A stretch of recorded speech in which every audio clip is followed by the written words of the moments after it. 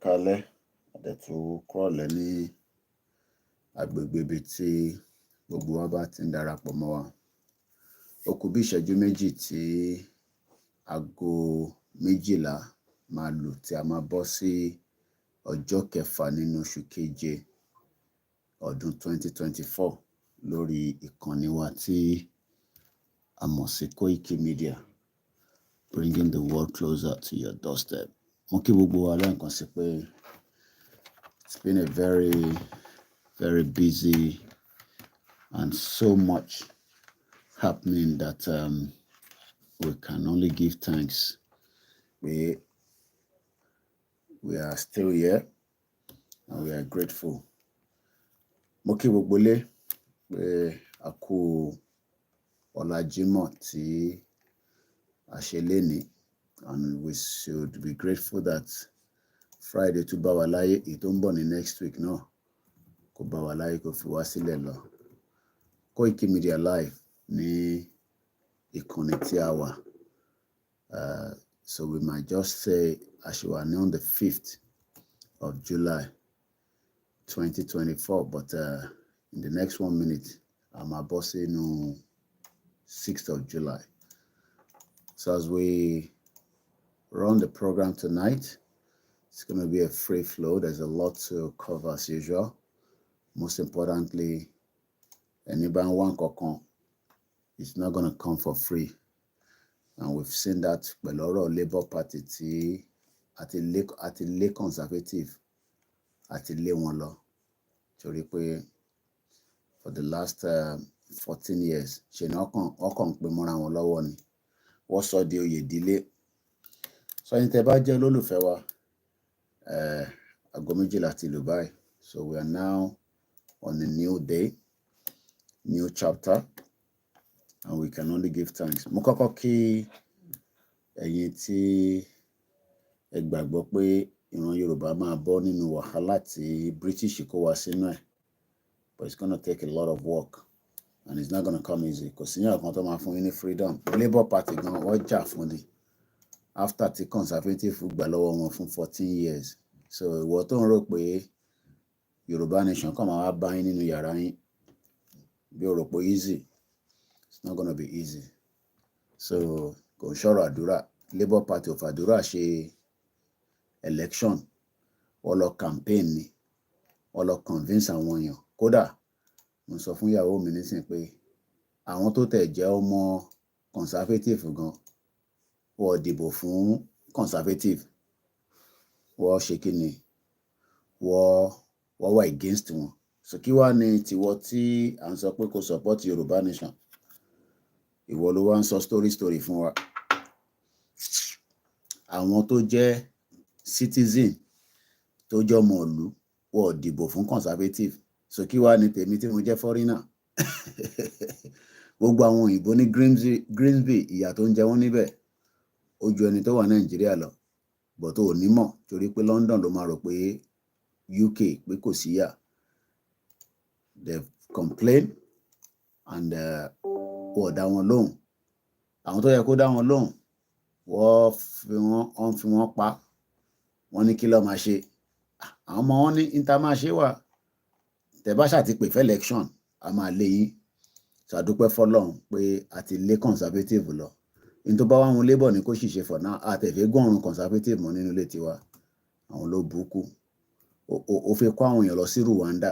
A dúpẹ́ fọ́lọ́run pé ìwọ tó bá ti dé nísìn tó ṣẹ̀ wọlé tó bá ti claim asylum wọ́n ní gbé ẹ lọ sí Rwanda mọ́. Ó máa dúpẹ́. Ó jókòó kó gbọ́ ètò Koikimedia kó mọ bó ṣe ń lọ. Torí ó ṣeé ṣe kí ìwọ náà lọ wọ London àbí kó wọ UK. So ó ní láti lọ sí Rwanda níbi tó ti máa lọ process asylum application ẹ̀. Now àwọn kan ti jẹ owó báyìí nísìn because nígbà tí wọ́n ṣe ń set up ní o àìtí wọnú ètò. So wílé ta ṣe ń ṣe prep ni and we don't have a topic, so I'm just flowing. Mo kí gbogbo ẹ̀yin tẹ́tí ń darapọ̀ mọ́ ẹ má bínú mo tí wo screen mi so moment tó wà nílé ẹni tó ti dé ẹ̀tẹ́ tó máa join wọn later. So bí mo ṣe ń sọ lọ ẹ jẹ́ n start mixer láàrin náà ṣe kárí àwọn méjì mẹ́ta kó darapọ̀ mọ́ wa níbẹ̀. So bí ṣe ń sọ lọ conservative ọlọ́run ló mọ ẹ̀tọ́ ti ná nísìn pé wọ́n fi kọ́ àwọn èèyàn lọ sí Rwanda wọn náà ti kọ́ hostel tó máa kọ́ àwọn èèyàn sí gbogbo yẹn nísìn wọ́n ti scrap it waste of money ìyẹn la ṣe ń sọ pé gbogbo àwọn politician ọmọ ìyá kan náà ni wọ́n olóbùkún kan náà ni gbogbo wọn ìyàtọ̀ tó kọ̀ wà ní pé àwọn ti bíbà a lè hold wọn responsible Koikimedia live but àwọn ti Nàìjíríà talẹ̀ fẹ́ fa ẹpọ̀n ẹ̀ bẹ́ẹ̀ bá mú wọn lẹ́pọ̀n wọ́n á tún lọ fọ ẹpọ̀n lẹ́pọ̀n òun lọ̀rọ̀ ti Nàìjíríà olórí burúkú ni gbogbo àwọn politician olóṣò lórí burúkú àtàyè ọ̀tọ̀run ni wọ́n ìpele ẹ̀ka máa fún wọn lójoojúmọ́ so ìyàtọ̀ ti bíbà ẹ̀kọ́ ni pé ibi tó ti ń jẹ àwọn sì máa ṣe díẹ̀díẹ̀ so ẹ̀ ní mọ̀ pé yà ń jẹ yín bọ́ lọ sí outside London wàá rí ìyà tó ń jẹ àwọn ọmọ British born ìyà tó ń jẹ wọ́n wàá máa wonder pé ṣé UK làwọn ilé wà coins wọ́n máa ń wá coins ni àwọn máa wá tó tilẹ̀ bá mọ́ nísìn wàá máa wo gbogbo nu wallet wọn wọ́n máa wo gbogbo nu kíní wọn wọ́n máa wá coins tó fẹ́ fi lọ ra milk tó fẹ́ fi ra bread because gbogbo owó tán fún wọn kò wà enough mọ́ bí ti tẹ́lẹ̀ kí ló ṣe kámẹ́rà wa tó pop up so and these are the reason why tasha ń sọ fún ìtẹ̀wà ń lé pé ìwọ tó wá náà ní I love my politician ò fowó ló ń fẹ́ràn politician tó yẹ kó máa fún lépè lójoojúmọ́ so sometimes I wonder kí ló ṣe kámẹ́rà wa tí ààrẹ kámẹ́rà wa lórí screen so tẹ bá wọn sọ pé àwọn politician yìí àti gbogbo wọn lórí burúkú ni wọn ìpele máa fún wọn lójoojúmọ́ ìpele ọ̀rọ̀ wọn gbà ọ̀rọ̀ wọn gbàdúrà but torí pé ẹ ti use mọ́ ìyà ti bá gbogbo wa lára mu ẹlòmíì ìyà ọlọ́run ẹ̀kọ́ fìyà ìyà ti bá wa lára mu ìyà yẹn náà nísìn òun làwa náà ti jẹ títí ní UK tá a sọ pé fẹ́ conservative a lé wọn léré gbogbo polling unit àbí polling station làwa ń pè ní bíbá ẹ̀ kí ló ṣe kámẹ́rà wa tá a rí ọ̀rọ̀ yín tẹ́wà lórí Facebook a máa láti stop it because kámẹ́rà mi ò pop up not sure why reload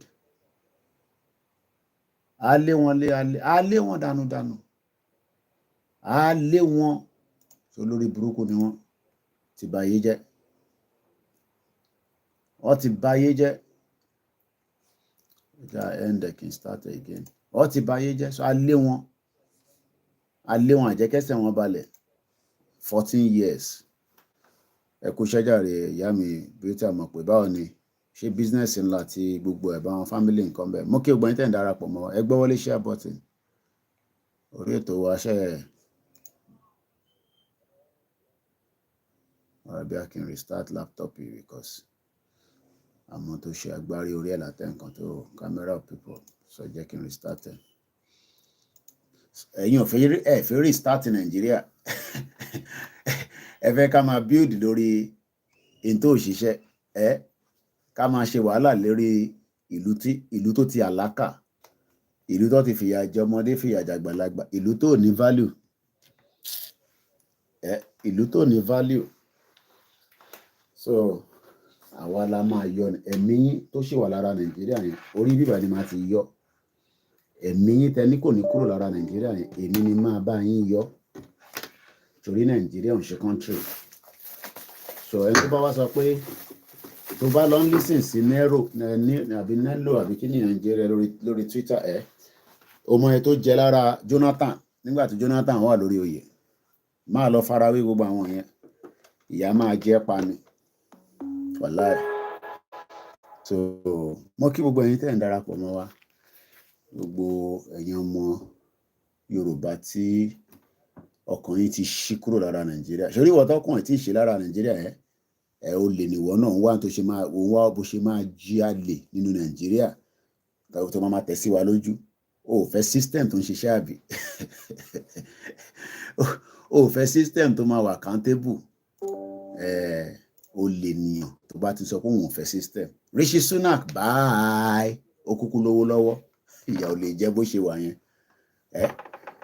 àwọn èèyàn wọ́n mú migration wọ́n bàjẹ́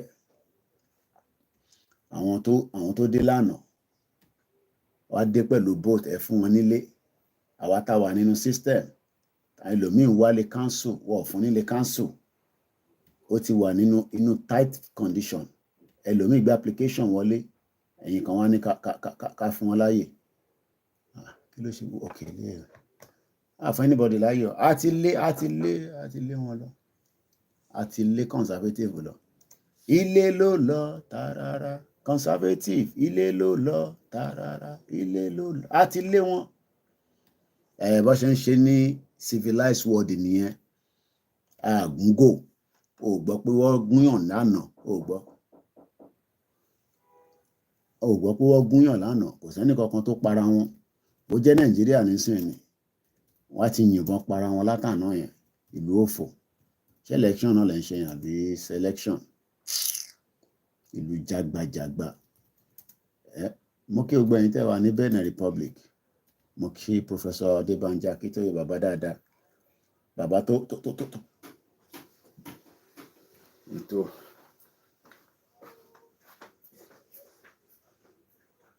Don't you hear that noise knocking? Wọ́n kọ́ ló ṣe kọ́ tó kò síbẹ̀.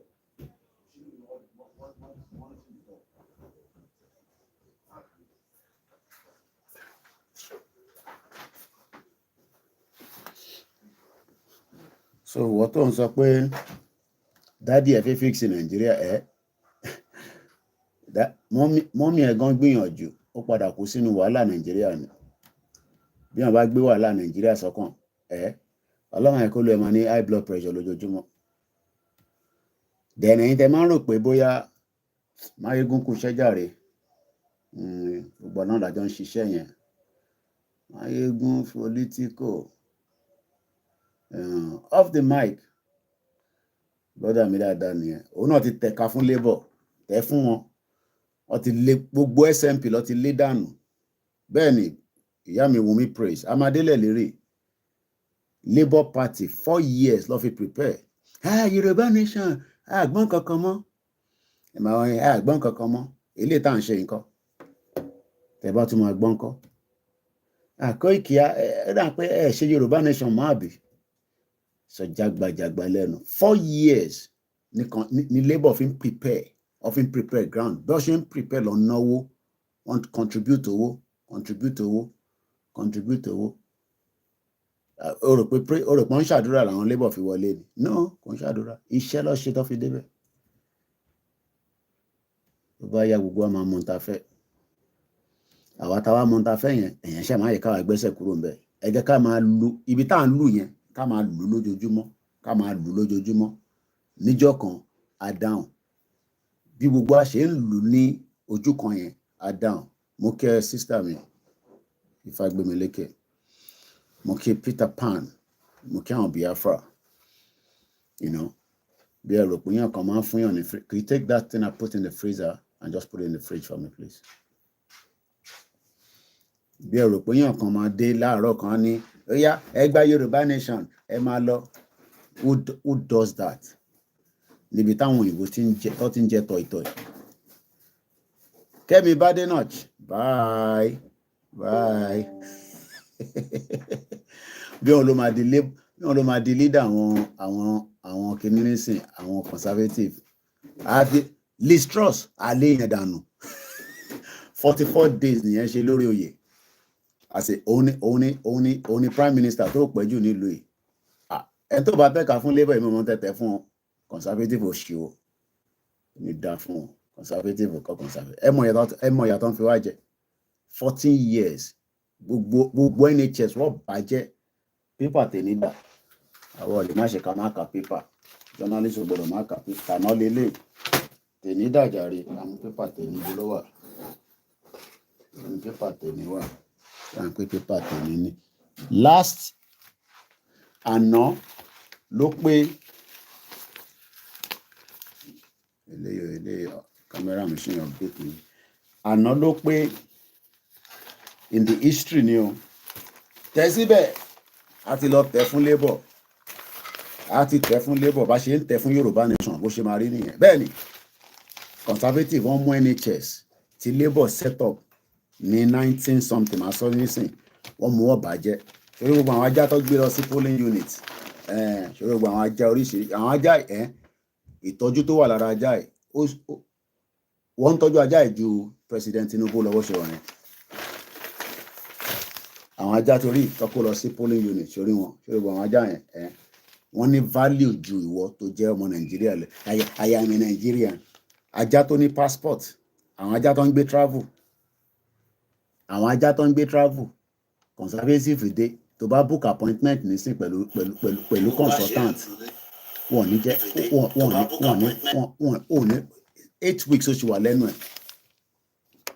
Family kan lọ ṣe blood test ó débẹ̀ nọ́ọ̀sì ẹyọ kan lọ́nà wà níbẹ̀ appointment tó ti book láti bí how many weeks wọ́n débẹ̀ wọ́n pè mí wọ́n ní Mr. Koiki n tẹ́ máa ń sọ lórí program yìí NHS yìí ti lọ mo ní conservative ti bàjẹ́ lórí burúkú ni wọ́n á ti lé wọn lọ bá ṣe máa lé gbogbo ẹ̀ politicians yẹn mo ní a máa lé yín léré ó kù díẹ̀ n tó máa kọ́kọ́ lé yín léré òun ní Nàìjíríà àwọn ọmọ yẹn máa jáde wọ́n á nà yín lẹ́gbàá àwa máa wá top ẹ̀ up fún wọn àwọn kan náà fẹ́ protest ní tó bá wọn ní kẹ́ ṣe any every right sí níjọba military mo kí ẹ Tokyo sí níjọba military kò sẹ́ni tó bẹ́ẹ̀ láti halẹ̀ mọ́ anybody democracy là ń ṣe kò ní dá fún gbogbo yín democracy là ń ṣe èyí tí mò ń ṣe lọ́wọ́lọ́wọ́ democracy là ń ṣe Nàìjíríà sí níjọba military tó bẹ́ẹ̀ ni mo sọ bàbá yín ò tó bẹ́ẹ̀ kí gọ́vnà kan sọ pé èyí tí Koiki ń sọ yẹn pé ogun máa wọlé pa ẹni ṣìírí kò ní dá fún gbogbo yín ẹ̀yin fẹ́ máa jẹ́ tọ̀ìtọ̀ì bá ṣe lé conservative la ṣe máa lé gbogbo yín bọ̀ ọ̀nà tá máa fi lẹ́yìn kò ní jẹ́ bí ballot torí olórí burúkú ni tọ̀dọ̀ ti yín. Mo kí ẹ brọ́dà mi máa yégún kú iṣẹ́ takuntakun ẹ̀ ń gbọ́ kí ló sọ lánàá. It is Mayegun and just all this catch up. So we'll be catching up. The last 48 hours. Anyway, I was away somewhere in London, right? Wá London wá pè mí. 2 days when the alarm of help, kí ló ṣẹlẹ̀ now? People were sinking, drowning in their dreams, on their bed, no lie. And guess what? Because the man, the Poseidon, that defended Lagos from the Atlantic Ocean is no longer in Lagos. However, to defend the Lagos in its earth is no longer working. To say that like àwa la máa pa yín àwa la máa pa gbogbo ẹ̀yin politician yẹn kẹ́ tó pa wá omi ti gbé wọn lọ lẹ́kọ̀ọ́ kó iṣẹ́ dàrí máa yégún jẹ́ ń fẹ́lẹ̀ má bínú èmi ni mo láòdẹ̀ sorry má bínú. àwa la ní nísinmi bẹ́ẹ̀ ṣe fáwa nísinmi mo fẹ́ sọ̀rọ̀ nípa NHS ṣé mọ̀ pé lánàá in history ànájọ́ 5 ní July in the history wọ́n ní 1948 the Labour government introduced the National Health Service tó ń pè ní NHS táwọn olórí burúkú àwọn conservative tó mú tó bàjẹ́ àti lé wọn lọ nísìn bí Labour tẹ̀ ṣe kankan àtẹ̀fẹ́ gbọ́nrún kan mú tẹ̀fẹ́ gbọ́nrún wọn rárá conservative kọ́ conservative ni àwọn olùṣe lórí burúkú wọ́n máa yíwọ́ bàjẹ́ wọ́n sọ̀rọ̀ àwọn dolówó ìyà ń jẹ mẹ̀kúnnù ìyà ń jẹ British citizen wàá máa wọ́ndà pé Koiki ní UK yín bẹ́ẹ̀ ìyà ń jẹ British kí ló mean by that kò lè yí ẹ British citizen àwọn ọmọ tó bí síbi tó forí wọn bí wọ́n ṣe ń jìyà nísìnyí tí mo ń pariwo pé ìyà ń jẹ tó níyà ò jẹ ọ̀dẹ̀ oníyà ò jẹ ìyà ń jẹ náà àní British ẹni tó ní British passport kò lówó lọ́wọ́ níbọ̀ wá kan níbi tí mo gbé tẹ́lẹ̀ rí kò ń tan yíta kò kí ń tan yíta gbogbo ara ẹ̀ báyìí mo ní báwo ló ṣe ń survive ó náà ò lè afford ẹ o kò ń tan yíta ìwọ wá ń sẹ ẹlọ́run jẹ́ kí Ọlọ́run gbàdúrà fún Nàìjíríà Ọlọ́run gbàdúrà fún wàá ní kọ́lọ́n gbàdúrà fúnlẹ̀ Yorùbá kọ́lọ́n tú wálẹ̀ kó da èdè àìyedè sí wọn lára àǹjọ̀nú kó dá sí wọn lára èyí tó bá wà nù bulletproof car kí bulletproof car yẹn káǹjọ̀nú wọnú ẹ̀ kó sọ máa sọ kí driver survive kóun kú dànù kí ni wọ́n ń ṣe láyé tó bá kú dànù kọ́ kú dànù ni táwọn ọ̀tá ọba kú bó ṣe máa fi á jẹ̀yà nìyẹn ọmọ ìwọ tó bá fẹ́ wọ UK nísìn ọmọ tètè wá bó ṣe máa wọlé o asylum seeker Ọlọ́run wọn ò ṣeré o máa wà pé mi pé báwo ló ṣe máa wọlé o mo mọ̀ ń pa yín tó bá jẹ́ kíyàn kan lọ sọ pé Koiki ń ṣe visa ó sanwó ọmọgọ̀ nìyẹn bó tó bá ti dé nísìn àní gbé lọ sí Rwanda mọ́ conservative fẹ́ gbé àwọn èèyàn láti UK wá gbéyàn lọ sí Rwanda wá process ẹ̀ níbẹ̀ tó bá wá jẹ tán tó bá accept ẹ̀ wá tó wá gbé ẹ padà Labour ti cancel yẹn nísìn ní 1948 wọ́n ní 1948 Labour government ló introduce NHS tí gbogbo wa ń gbádùn lénìí tèmi ń gbádùn tíwọ náà ń gbádùn but ní General Hospital ní UCH ní LASU ní gbogbo hospital ilẹ̀ Yorùbá àwọn tí wọ́n gbádùn àìsàn kékeré tó bá débẹ̀ wọ́n lè treat wọn sanwó fún nurse gbogbo nurse tí ó ná díò kan tí mo gbọ́dọ̀ play fún yín yes mo rántí nísìn ìyà ń jẹ ọmọ Yorùbá o agbọ́dọ̀ kúrò ní Nàìjíríà no màá kọ́ play ṣe ń gbé nínú ọ́díò yẹn ni aláyé kan ló sẹ́ǹdẹ̀ sí mi ní láti Benin Republic ẹ jẹ́ kí n lọ wọ lọ́dọ̀ mo ń bọ̀ mo bí ti máa ẹgbẹ́ ọ́díò yẹn nísìn mo ń bọ̀ ẹ̀yin politician yẹn ẹ̀ ní kúure wàláì sórí ìwọ tó wà labroad tó wà ní UK NHS ń tọ́jú ẹ̀ ká tẹ̀ mọ̀ pé ó ti mẹ́hẹ̀ díẹ̀ conservative ní àti lé wọn lọ nísìn Ọlọ́run àfúnlé bọ̀ ṣe díẹ̀ bí a wá tẹ̀ gbọ́ sí wa lẹ́nu àwa táwọn pariwo Yorùbá nation bí a wá tẹ̀ ṣe wá mọ̀ pé kí Starmer yẹn wọn ló máa ń jà fáwọn activist mú tẹ mọ̀ tẹ́lẹ̀ ṣá mo ṣe ń gbọ́ background ẹ̀ nísìn ni so ìyẹn wáyé nígbà míì mo fẹ́ lọ mọ́ díẹ̀ yẹn wá òṣùwọ̀n lè lẹ́nu kò dára.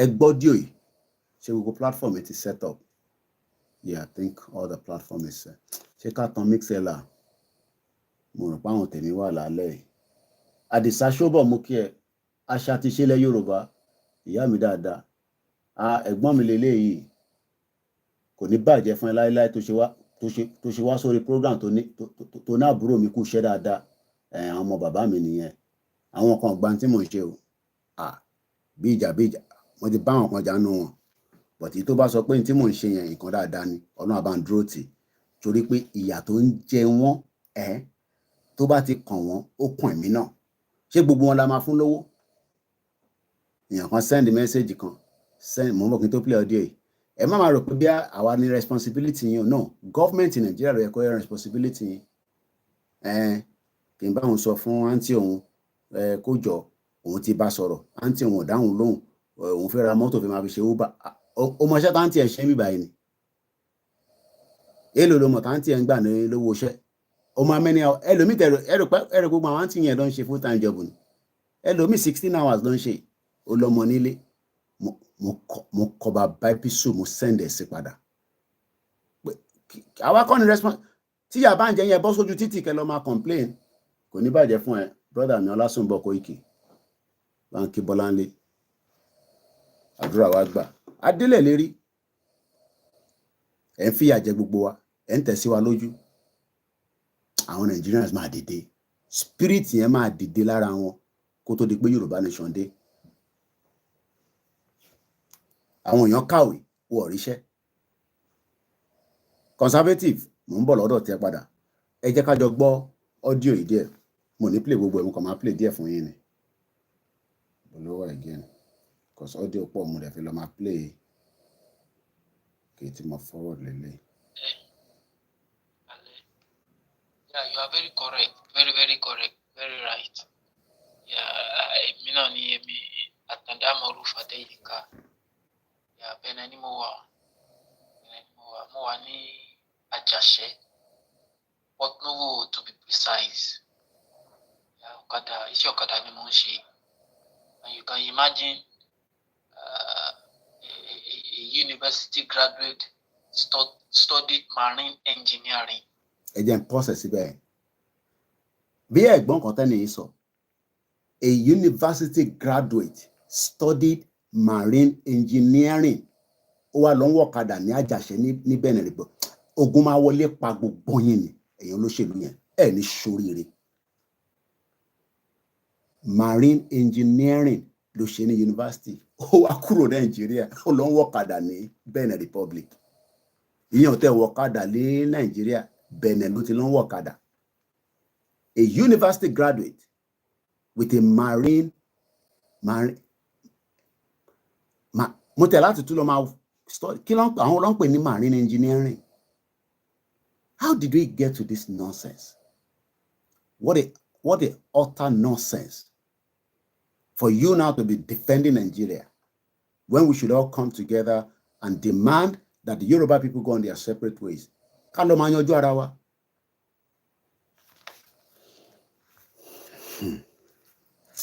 Mashu. Mbo. Ẹ jẹ́ ká tún padà sẹ́yìn díẹ̀ sí. Yeah, Mr. Koiki, Kale. Yeah, you are very correct. Very, very correct. Very right. Yeah.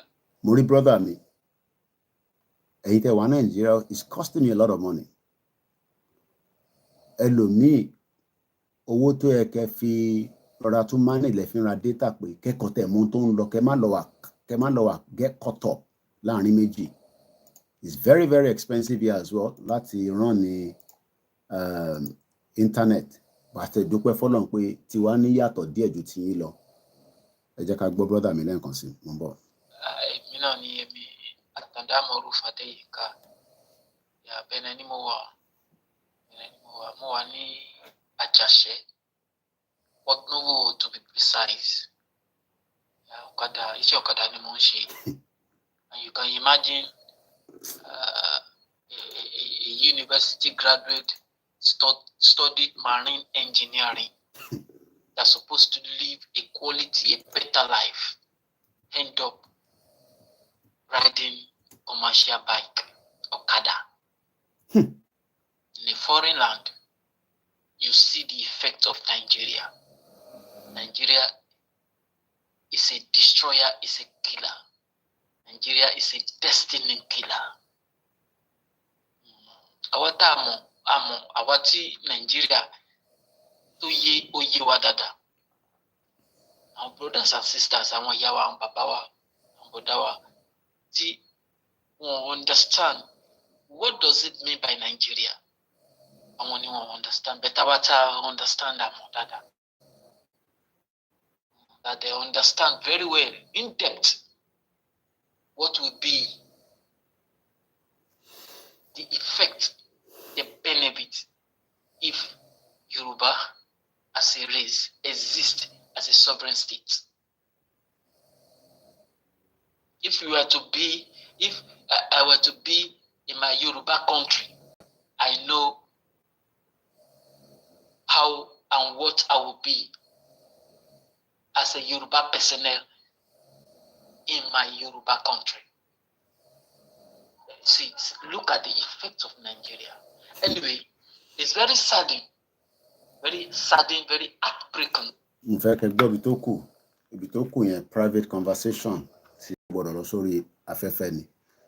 Ẹ jẹ́ ká lọ wo àwọn wo ló ń pè ní marine engineering. Mo kí Silver Badmus, Olakunle ní I know a BSc holder doing Okada work around Igolo to Port Novo too. Marine engineering is the engineering of boats, ships, at a submarine, and any other marine vessel.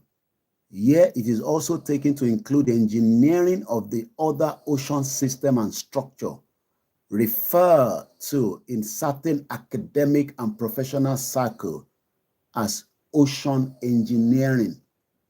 The marine engineering master is concerned with the design, analysis, and operation of machinery and the system for merchant and naval ships and submarine.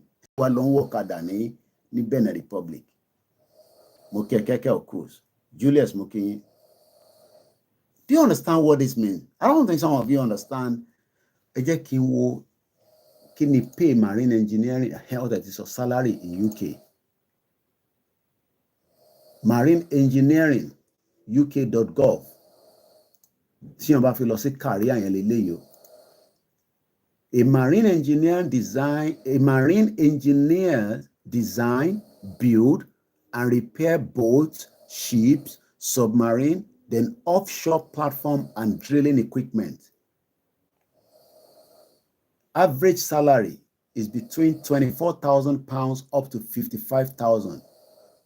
Typical hours is about 39 to 49 hours a week. You could work evenings and weekends. Ori nationalcareer.service.gov.uk.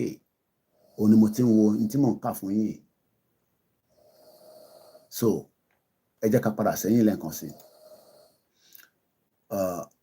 who is the highest paid? No, how much is a marine engineer paid in the UK? The average salary of a marine engineer is £38,529 per year. Eba mimulo sinera owo is 1,900 láàárọ̀. Esari multiply mokiya mi titi lola show. And to ba mo maths dada eba mi sari multiply. Help me to multiply 38. Let's even leave it at £38,000 back to naira.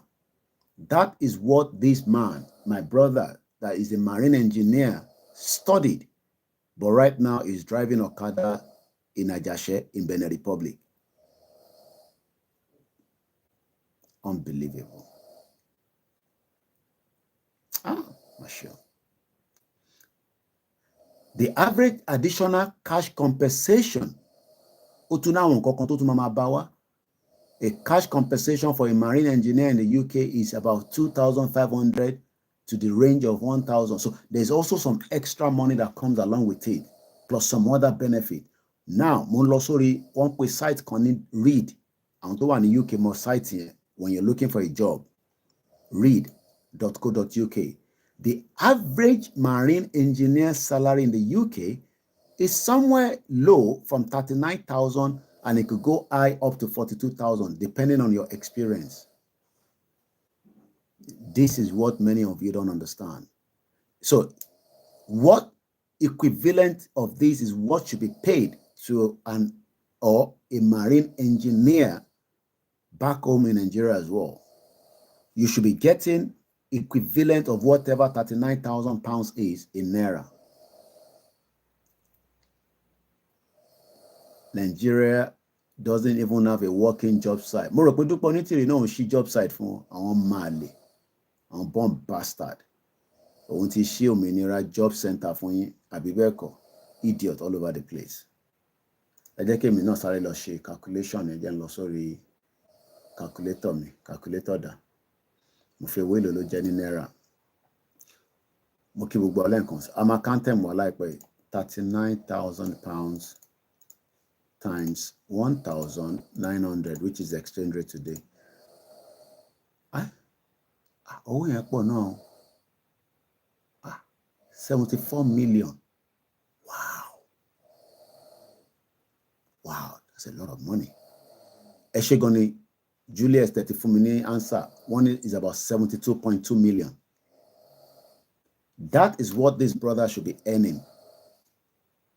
Oju 57 law, Mr. Dairo, 74 million, 74 million plus. Okay, in dollars, yeah, 57,000. Now, we're not using dollar. Let's just work with naira because, you know, well, I mean, if you're putting it back in dollar, definitely it's $57,000. That is what this my brother should be earning. But the average Nigerian that we're telling that is the value of what the government or a private sector, not even the government, it should be a private sector, should be paying you as a marine engineer. But this our brother is somewhere in Ajashe Puki, riding Okada. Let's listen to him again. Yeah, you are very correct. Very, very correct. Very right. Yeah, me no ni me atanda morufa de yinka. Yeah, benani mo wa ni ajashe. But no to be precise. Yeah, okada, isi okada ni mo nse. And you can imagine a university graduate studied marine engineering. It was very clear. A university graduate that studied marine engineer. Moki Mr. John Gerard. Mr. Ilumo Kafa. Salamu alaikum. Àdúrà yín á gbà. Kò ní bàjẹ́ fún yín láíláí. Mo máa ń gbádùn tí bá rá àwọn àfáà tó wá ń comment. Because mo máa ń jẹ́ kí káwọn èèyàn mọ̀ pé ìjà tá à ń jà kò ń ṣèjẹ̀sìn o. Tá bá ń dárúkọ ẹ̀sìn láàrin program kò ní kankan ṣe pẹ̀lú ẹ̀sìn o. Àfáà tó bá lọ study marine engineer kò bá ẹ̀sìn ẹ̀ jẹ́ o. Kódà àwọn Muslim náà wà tó ń ṣe àwọn iṣẹ́ yìí o. Kò ní pé kó má ṣe ìjọsìn fọlọ́run. Kódà kò ní kó má dá mọ́ṣáláṣí tiẹ̀ sílẹ̀. Mo kí Pastor Lálẹ́kan. Ìjà tá gbé dání mo máa clear lórí platform. Mo dẹ̀ máa ń sọ wípé tẹ́ bá lọ sáwọn platform mi náà ẹ má lọ àwọn kan wà tó yẹ pé fracas ló ń ṣe tó ń ṣe Yorùbá nation náà tó máa ń fa ìsìn nìkan kìnìkan. But let us make it always clear. 1948 ni wọ́n dá NHS sílẹ̀ táwọn olòṣì conservative wá bàjẹ́ mọ́ wa lọ́wọ́ àti lé wọn lọ nísìn bá ṣe máa lẹ́yìn olóṣèlú náà lọ nìyẹn bẹ́ẹ̀ ṣe bá ayé jẹ́ because 24 years is more than enough láti fix ilẹ̀ Yorùbá kí a tẹ̀lé sọ pé àwọn èèyàn wá rí ayé gbé. The average marine engineer salary in the UK, the lowest, as we said earlier, is about almost £39,000. That's about 74 million. Ló yẹ kẹ́niyẹn máa gbà lọ́dọọdún. Government máa wá tax ẹ̀ because àwọn tó bá earn up to 40,000 ó ní bracket of tax. Àwọn tó mọ àwọn ẹ̀gbọ́n mi ò sí lórí program lálẹ́ ẹ̀yin tẹ́ bá mọ èlò ni wọ́n máa tax irú èèyàn báyìí. Tó bá wá tax èèyàn báyìí owó yẹn la máa fi tọ́jú àwọn tí ẹ̀gbẹ́ ń dùn, àwọn tó ní disability. Owó yẹn la máa fi tọ́jú ìlú. Bọ̀ ní Nàìjíríà olówó ò jẹ́ kó tax òun lórí burúkú. Ní tó ń fa wàhálà náà ní Kenya nìyẹn. Mo ń gbọ́ ìyàwó mi tó wà ní Vantage yẹn girl yẹn Palikista. Ìlú kan wà tí ó dà pé Pakistan, I think it's Pakistan. Government block 200,000 of the same card. Wọ́n náà gbọ́dọ̀ máa san tax. Ṣé rí kò síbi táwọn èèyàn fi avoid the tax. Nigerians are not paying tax, but the average millionaire ní Nigeria kò fi san tax. Olórí burúkú ni wọ́n. Gbogbo wọn sá fún tax. Wọ́n mọ bó ṣe ń kọ́nà. Kódà ìyàwó Rishi Sunak a gbọ́ pé ó tọ́jú owó pa. Iṣẹ́ wa fúnlẹ̀ wa forílẹ̀ yìí bí wá. Kàgbéga falẹ̀rí. Ìgbàgbọ́ wà ní pé bàtí bẹ́rù làbọ̀ mọ́. Ká ṣiṣẹ́ ká jọlá. Ìṣọ̀kan àtòmìnira ní kẹ́jẹ́ ká máa lépa. Tẹ̀síwájú fọ́pọ̀ ire àtòhun tó dára. Ọmọ Oòduà dìde bọ́ sípò ẹ̀tọ́ rẹ. Ìwọ ni ìmọ́lẹ̀ ògo adúláwọ̀. Tá bá máa jẹ́ ògo adúláwọ̀ tó máa recognize wa lágbàáyé àgbọ̀rọ̀ kúrò ní Nàìjíríà. Ẹ jẹ́ ká dúró lórí marine engineer àtàgbẹ́nulé lálẹ́. We are talking about a Yoruba man that studied marine engineering, and I've given us the background of who is a marine engineer. These are people that fix the boat, anything that got to do with vessel, ship, even submarine. The average salary, and I've even seen that they're more paying.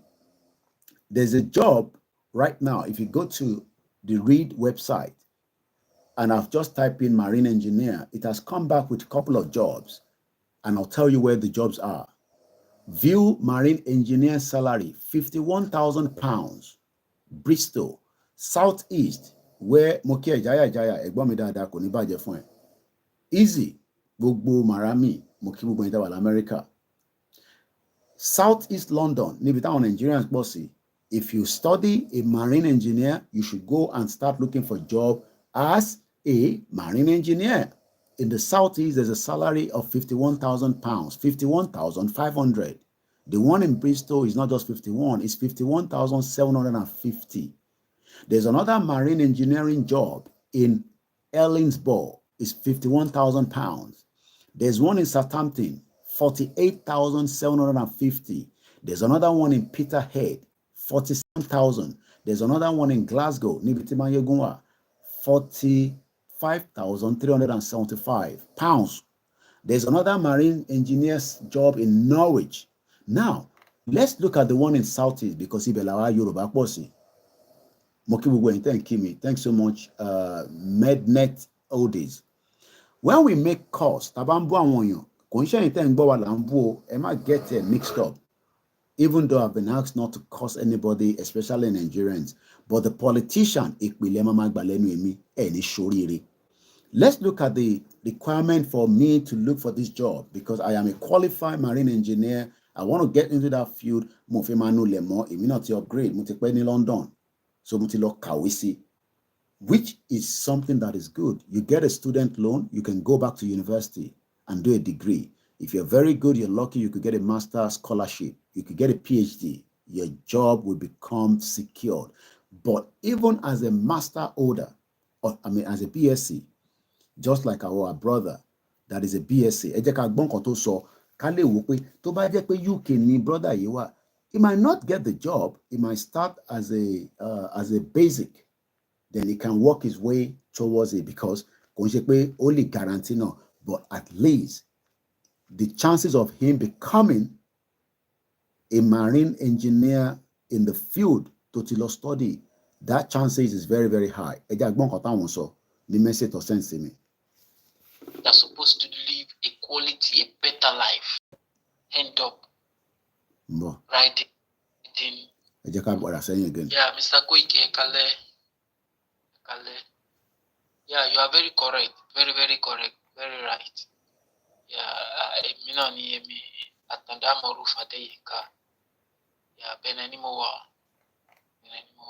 ni ajashe. But no precise. Yeah, okada ishi okada ni monshi. You can imagine a university graduate studied marine engineering. They're supposed to live a quality, a better life. End up riding commercial bike, Okada. In a foreign land, you see the effect of Nigeria. Nigeria is a destroyer, is a killer. Nigeria is a destiny killer. Awati Nigeria okay. All right, let's leave it there. Is a marine engineer, if he was meant to be in the UK, even for the fact that he was able to study something to do with engineering, his chances of getting a job is very, very high.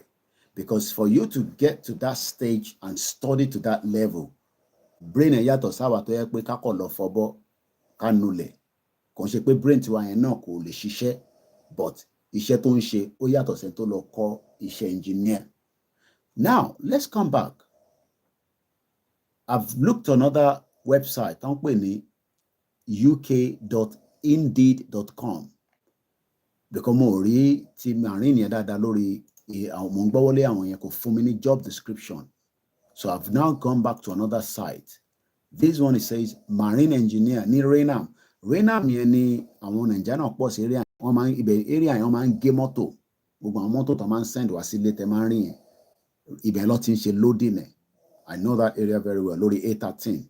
Very, very busy place. This one is £3,683 a month before tax. For 9 months, you won't need any phone. So, ejeka multiply 3,683. Ejeka multiply it by 12. 3,683 times 12. So again, that's about £44,000. So to buy one in UK, brother me to one, don't sorrow you say.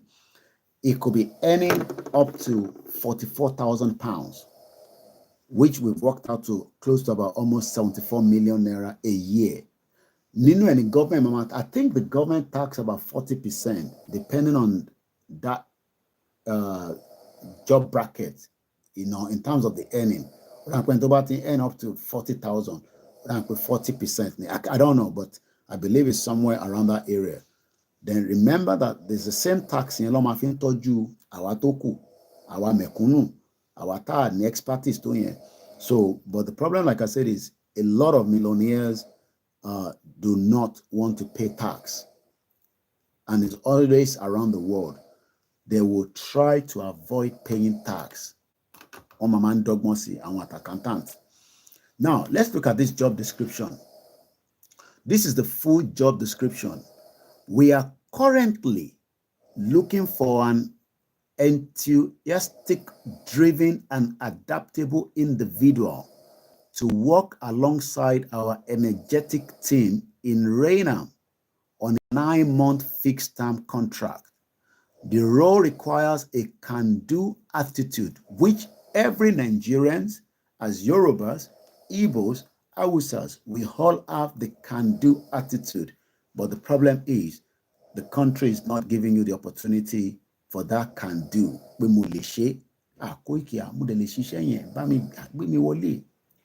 Qualification, but it doesn't work like that.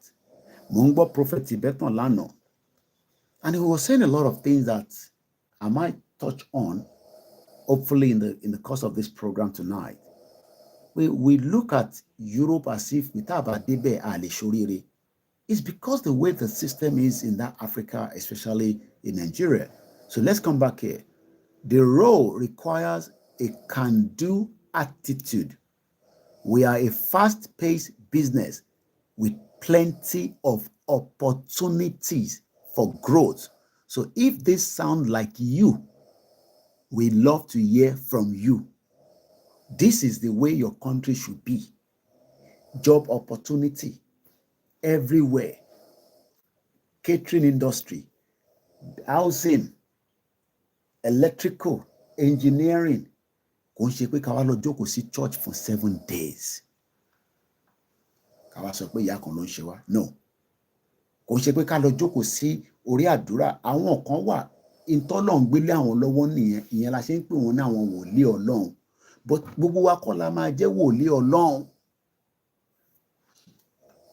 So what they've done is that they've given us this false hope that all our problems needs to be dealt with because it's a spiritual attack. Yes, I am not disputing that there's no spiritual attack, but we need a working system that will tell you that if this opportunity is good for you, why apply?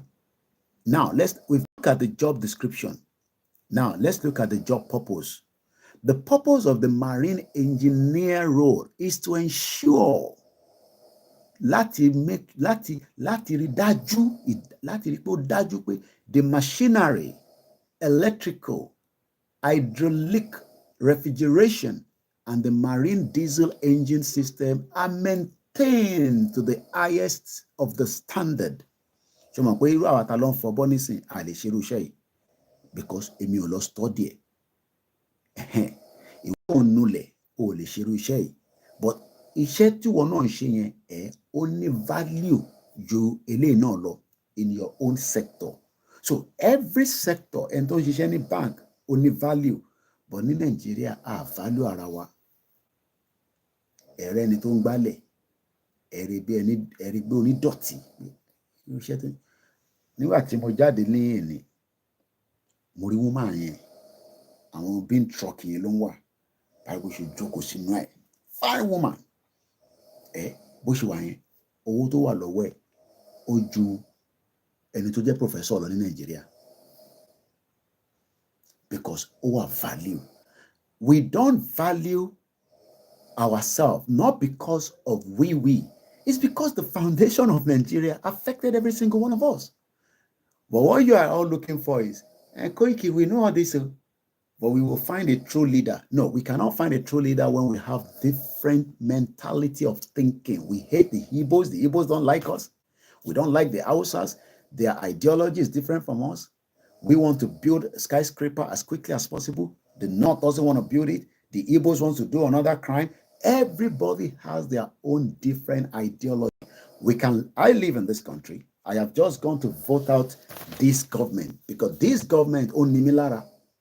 And remember that I was not born here. So, no, you will follow the constitution, the law of the country that you will stay. I have lived here now for 24 years plus. I took for long. I have respected and maintained the law of the country. Does not mean that if I commit a crime, the law is not going to catch up with me. And if the law catch up on me, it will give me the sentence subject to my crime.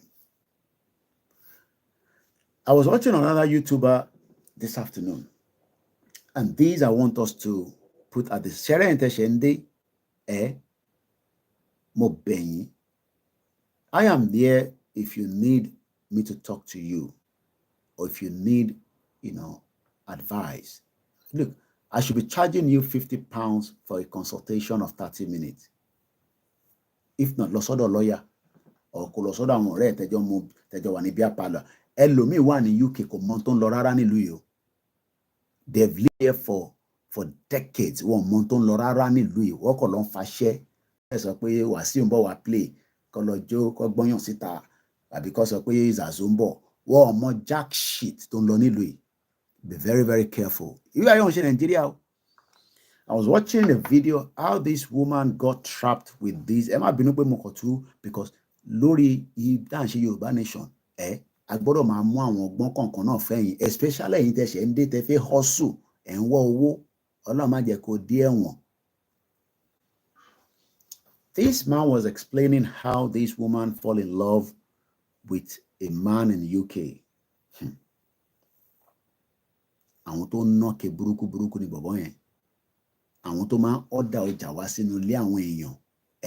Tó bá ti ríyàn tó sọ pé that's why nílùú yìí we are very careful. Bí èmi àti ìjáyàjá bá ṣe wà yẹn gan, mo kọ̀ lè sọ pé ẹ̀gbọ́n mi ẹ jẹ́ ọ̀dà nǹkan sílé yín. Á bèrè pé kí ló ṣẹlẹ̀ ilé tiẹ̀ ń kọ́? Ọmọ ilé kí ló ṣe ilé ìtọ́dọ̀ tiẹ̀? Because we are very careful. Kò mí pé wọ́n trust me. Kò mí pé wọ́n mọ̀ mí. Kà má tẹ̀ tí wàá sọ ẹni tẹ́ ẹ mọ̀. Ẹ má lọ jẹ pọ̀n tó ibi di pé ẹ̀yin obìnrin mò ń bá sọ̀rọ̀ nísìnyí o. Ṣẹ̀rẹ̀ ọkùnrin arákùnrin yẹn nísìnyí wọ́n ní wọ́n mọ̀ ibi tó wà báyìí nísìnyí. Àti nọ́mbà tó ń pè sí o gbogbo ẹ̀ ti wọgbó lọ. Jẹ́ kọ́kọ́ fún yín ní background story yẹn. Ó wà lórí YouTube o. Màá share link ẹ̀ tẹ́ bá fẹ́ lọ wò. Just under 20 minutes ni o. Àfi ń kọ́gbọ́n ni o. Especially ẹ̀yin obìnrin. Má fall in love tójú ẹ̀ máa dí o. Bọ̀bọ́ yẹn ọ̀dà ẹrù burúkú sínú ilé bèbí yẹn ló wá ń sign òun ló ń gbà. Wọ́n tún wá sọ fún bèbí yẹn àwọn tó jẹ́ family ẹ̀ tó wà ní Canada àtàwọn tó wà ní UK tó mọ̀ nípa kéèsì yẹn. Wọ́n máa gbọ́ program yìí àbí kẹ́ tó bá ti mọ story yẹn. Eléyìí ò ń ṣe story o, real life ni o. Ó wá ṣe masters ni o. Wọ́n ní kódà wọ́n ṣe fún ní 5 years working visa. Ó ṣe ríṣẹ́ pẹ̀lú àwọn logistics bí ṣe máa ń sọ̀rọ̀ báyìí nísìn. Àtọyún àtòun lọ́jọ́ ń lọ sí prison. Olóyún lọ sí prison nílùú yìí o. Tó bá dẹ̀ ti bímọ wá gbọmọ lọ́wọ́ ẹ̀. Ìyá mi Ìfagbémilékè ọmọ wọn ní bèbí yẹn even though wọ́n sọ fún pé kò possible ò lè máa báyàn sign ní tó kò ń ṣorúkọ bọ̀bọ́ yẹn. Ó ní kò rí bẹ́ẹ̀. Ó ti fall in love. Ìyẹn ti nà lẹ́pọ̀n pa. Ó wà lọ́rọ̀ obìnrin náà, ó wà lọ́rọ̀ ọkùnrin. Bọ̀bọ́ yẹn ti ya wò. The last ẹrù tán ló gbà CID ló gbé wá. Wọ́n ló tọwọ́ bọ̀ tán báyìí. Arábìnrin àti mọ́nítọ̀ ẹrù bọ̀bọ́ yẹn náà máa ń ṣe ṣẹ́rẹ́ criminal oríṣiríṣi. Bọ̀bọ́ ọ̀rẹ́ tó pe bọ̀bọ́ yẹn àwọn ọ̀rẹ́ they are all the same cycle. Ẹ̀yin tẹ́ ṣẹ̀ ń dé à ń bẹ̀ yín ni. Àwọn kan wà ní tó fi ń jẹun nìyẹn. O lè para. Àwọn kan wà wọ́n máa ń lọ sẹ́wọ̀n. Wọ́n á lọ ṣe bí 6 months 2 years. Tó o bá ti réyàn for a very long time ó lè ṣe pé wọ́n ló wà. Ṣé mọ̀ pé McDogan tó pa ní 13 years ago. Mo ṣe rí story yẹn lórí BBC lálẹ́, mo sọ fún ìyàwó mi. Ta ló rántí Tottenham ní 13 years ago? Odindi building wọ́n jó wálẹ̀, ọlọ́pàá pa bọ̀bọ́ yẹn, ọmọ onídán lòun náà. But for the fact ọlọ́pàá ti pa àwọn ọmọ àdúgbò àtàwọn àwọn tiẹ̀ wọ́n dà lóru. Ṣé believe pé after 13 years ọmọ ẹ̀ 23 years old wọ́n ti sentence ẹ̀ sí prison for 5 years. Máa sọ pé dey play Koiki, orí à pé máa ní dey play. Bọ̀bọ́ o ti pẹ́ ní UK, ó lówó, ìjòrí pé commit a crime. Mo kàn tún move kúrò lórí ti woman yẹn, mo ṣe padà bọ̀. Dogan, èmi ò tẹ́ mọ̀ pé tẹ̀ ó dà pọ̀ sọ pé ó bímọ nígbà yẹn, ọmọ yẹn ti pé 23 years old. Wọ́n wá bá pistol lọ́wọ́ ẹ̀ pẹ̀lú bullet nínú ẹ̀. Ó lọ ṣe 5 years nísìn. Wọ́n ti sentence ẹ̀. Òun àti another guy kan ní Hackney. Ọmọ Mark Dogan. That means pé iṣẹ́ tí bàbá ẹ̀ ń ṣe náà, ibẹ̀ ló ti bẹ̀rẹ̀.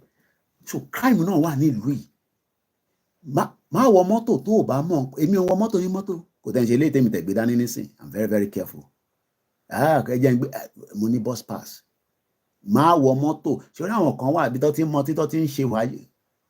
Àkókò ni mo sọ tèmi fún ẹ. Woman yẹn ká lè padà sórí program tá à ń bá lọ. Wọ́n ní bọ̀bọ́ yẹn wọ́n bẹ̀rẹ̀ sí fẹ́ra wọn. Wọ́n ti wà for 7 months. Ó tẹ̀ tó wá lóyún fún bọ̀bọ́ yẹn. Wọ́n náà dẹ̀ sọ fún pé ó lè máa sign fún orúkọ tó ń ṣe. Ó dàbí nísìn kí pásò kan yàtọ̀ sí pé neighbor mi pé kí pásò máa ń dé pé can you collect for our neighbor? Tí mo dẹ̀ wo pókè ó jọ orúkọ ẹ̀ lóòótọ́ máa gbà. So bèbí yẹn ló máa ń sign. Ọ̀rẹ́ bèbí yẹn wá ń sọ fún pé ẹ̀gbọ́n òun tó ti gbé ní London bíi tèmi náà báyìí tẹ́ máa ní bàbá lóyìnbó á ti pẹ́ ní London ẹ̀túrẹ́ àjálè ni. Àdẹ̀fẹ́ wá di corruption person ní Nàìjíríà, olùṣọ́ lórí burúkú ibì kan tó bá yẹ pa fẹ́ corrupt ni ẹ̀. 2015 lọ bẹ̀ mí pé kí wọ́n join APC pé kájọ máa ṣe gọ́ọ̀mẹ̀ntì olórí burúkú òfò wọn kọ́lọ́ba fọ̀run kẹ́ Dàpọ̀ William. Tí mo sọ pé náà àwọn join ẹgbẹ́ òfò tó ń parọ́ after first year tó wọlé tí ẹ rántí pé Buhari wọlé 6 months kò yan minister. Ibẹ̀ làwa ti kọ́kọ́ rí pé wèrè máa lélẹ̀ kẹ́ eléyìí ò ń ṣe president. Gbọ́n mi máa ní dey play. Wọ́n ní wọ́n sọ fún bèbí yẹn ọ̀rẹ́ tọ́jọ́ ń gbé tọ́jọ́ dé láti Nàìjíríà tọ́jọ́ wá ṣe masters. Wọ́n náà ẹ̀gbọ́n yẹn wá ń sọ fún pé ọ̀rẹ́ ò lè máa báyàn gba pásù tí kò mọ ẹni tó ní pásù. Ó ní boyfriend ẹ̀ ní wí boyfriend òun ní iṣẹ́ Amazon ló ń ṣe, ó ń tajà lórí íńtánẹ́ẹ̀tì ni. Àwọn ọmọdán wọ́n kún nílùú yìí kí má dárúkọ àdúgbò kan má ní kó ṣe jádùúgbò tiwa nìkan ló máa ń dárúkọ. Wọ́n kún nílùú ìbàm olè ni wọ́n. Ìtàwọn fi ń jẹ tó fi ń ṣọlá nìyẹn tó fi ń ṣọrọ̀ ajé. Tó ṣe ń gun Mercedes tẹ́yìn rí tẹ́wá ní àwọn lè fún ẹ ní 200,000 bọ́ wọn ní tó fún ẹ ní mímọ́. Irú àwa tá à ń fún ẹ ní 10,000 máa gbà á. Tó bá tún di 2 weeks ìwọ ní kọ́kọ́ là ń fún 10,000. Má wàá ní kára mọ́tò bà fún ẹ níbo ni kí n ti rí, ṣé kí n lọ jalè ni? Nígbà tí bá ra mọ́tò bà fún wọ èmi sì ra mọ́tò bà fáwọn fámílì mi. Ìyẹn la ṣe ń sọ pé ká gba Yorùbá nation ká kúrò nínú ràtìràtì kéye máa tọrọ owó ká kàǹtì. I mean there's nothing wrong in that but ká kàǹtì máa flow. Give away you know they do give away. Èmi ò ṣe give away ní bíbá èmi gan wá give away. So eventually the woman now was arrested. Woman yẹn wá sọ pé kọ́ máa wọlé ọlọ́pàá máa wọlé o pé ọkàn ló ní boyfriend òun. Ọmọ wọn náà pe nọ́mbà yẹn bí nọ́mbà yẹn máa dáhùn lọ́la. Bọ̀bọ́ yẹn ti on the run. Iléeṣẹ́ ṣẹlẹ̀ ni o. Àmọ̀ràn là ń sọ fọ́mọlúàbí. Ẹ̀yin sisters mi tẹ̀sẹ̀ ń dé mo mọ̀ pé òtútù wà nílùú yìí nídìyàn tó máa káwọn fẹ́ sọ̀rọ̀ owó àfẹ́ nídìyàn tó máa tọ́jú yín but shine face yín jẹ́ kó máa gbé lọ́dọ̀ tiẹ̀ ìwọ náà máa lọ ka mọ́lé tó bá wá sùn sọ́dọ̀ tiẹ̀ má jẹ́ kó ọ̀dẹ̀ ẹrù lọ́dọ̀ ẹ̀ o mọ family ẹ̀ wá ń ṣe jigijigi ó tún wá dáná sí ẹ lọ́rùn. Woman yẹn nísìn pẹ̀lú oyún báyìí prison ló wà. Máa sọ pé dey play okay máa sọ pé dey play máa sọ pé dey play wá jẹ́ nísàlẹ̀ wá tún dáná sí ẹ lọ́rùn ní UK yìí wá jẹ́ ìsàlẹ̀ yẹn wá jẹ́ dáadáa wá jẹ́ gbẹ wá tún dáná sí ẹ lọ́rùn. Tó bá yẹ bèrè lórí comment section. Let's come back to marine engineering. Torí ibẹ̀ ni ọ̀rọ̀ lọ lálẹ́.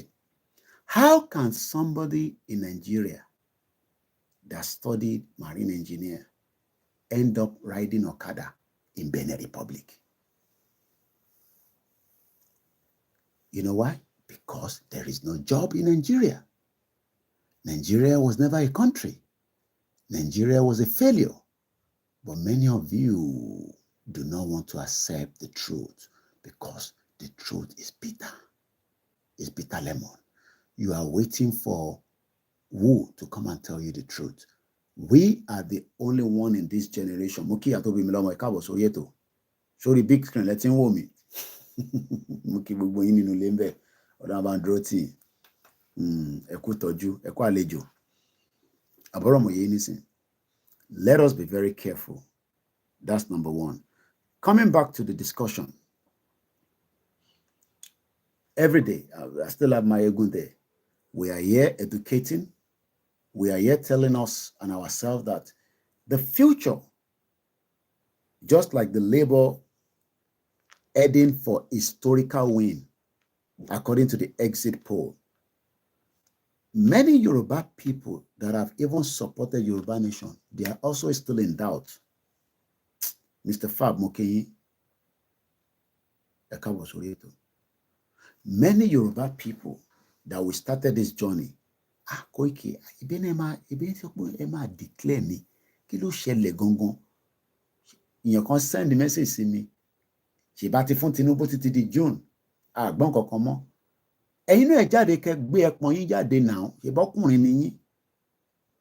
If you think it is as easy like that, àwa mọ̀ pé kò easy, but àfi sọ dìjà because the route is a non-violent movement. And it is still a non-violent movement. Ẹ lè jáde nísìnyí kẹ́ sọ pé ẹ̀rọ yes tí bá sọ pé a máa jà mọ̀ tí nìkẹ́ lọ pààyàn. A máa jà yẹn yes, à ń jà lọ́wọ́lọ́wọ́ náà báyìí ní mídíà mi mo fi ń jà lójoojúmọ́. But what we are saying is that let's use Labour as the example now. Conservative came in for 14 years. How do Labour wants to take power back from them? Ọ̀nà wo la máa fi gba power lọ́wọ́ àwọn tí wọ́n wà lórí oyè nísìn? What we have to do first, we first have to prepare our mind. We have to let our mind to be free that Nigeria is not for us anymore. Moki Prince Adeshitu, Baba mi Lukman, Olaide Moki, Moki we were silent listeners. Àtẹ̀yin tí ẹ máa wo program mi later. The Labour started preparing their ground. They were going from one community. They were speaking to people. And don't come and tell us to go and set up a political party in Nigeria, okay?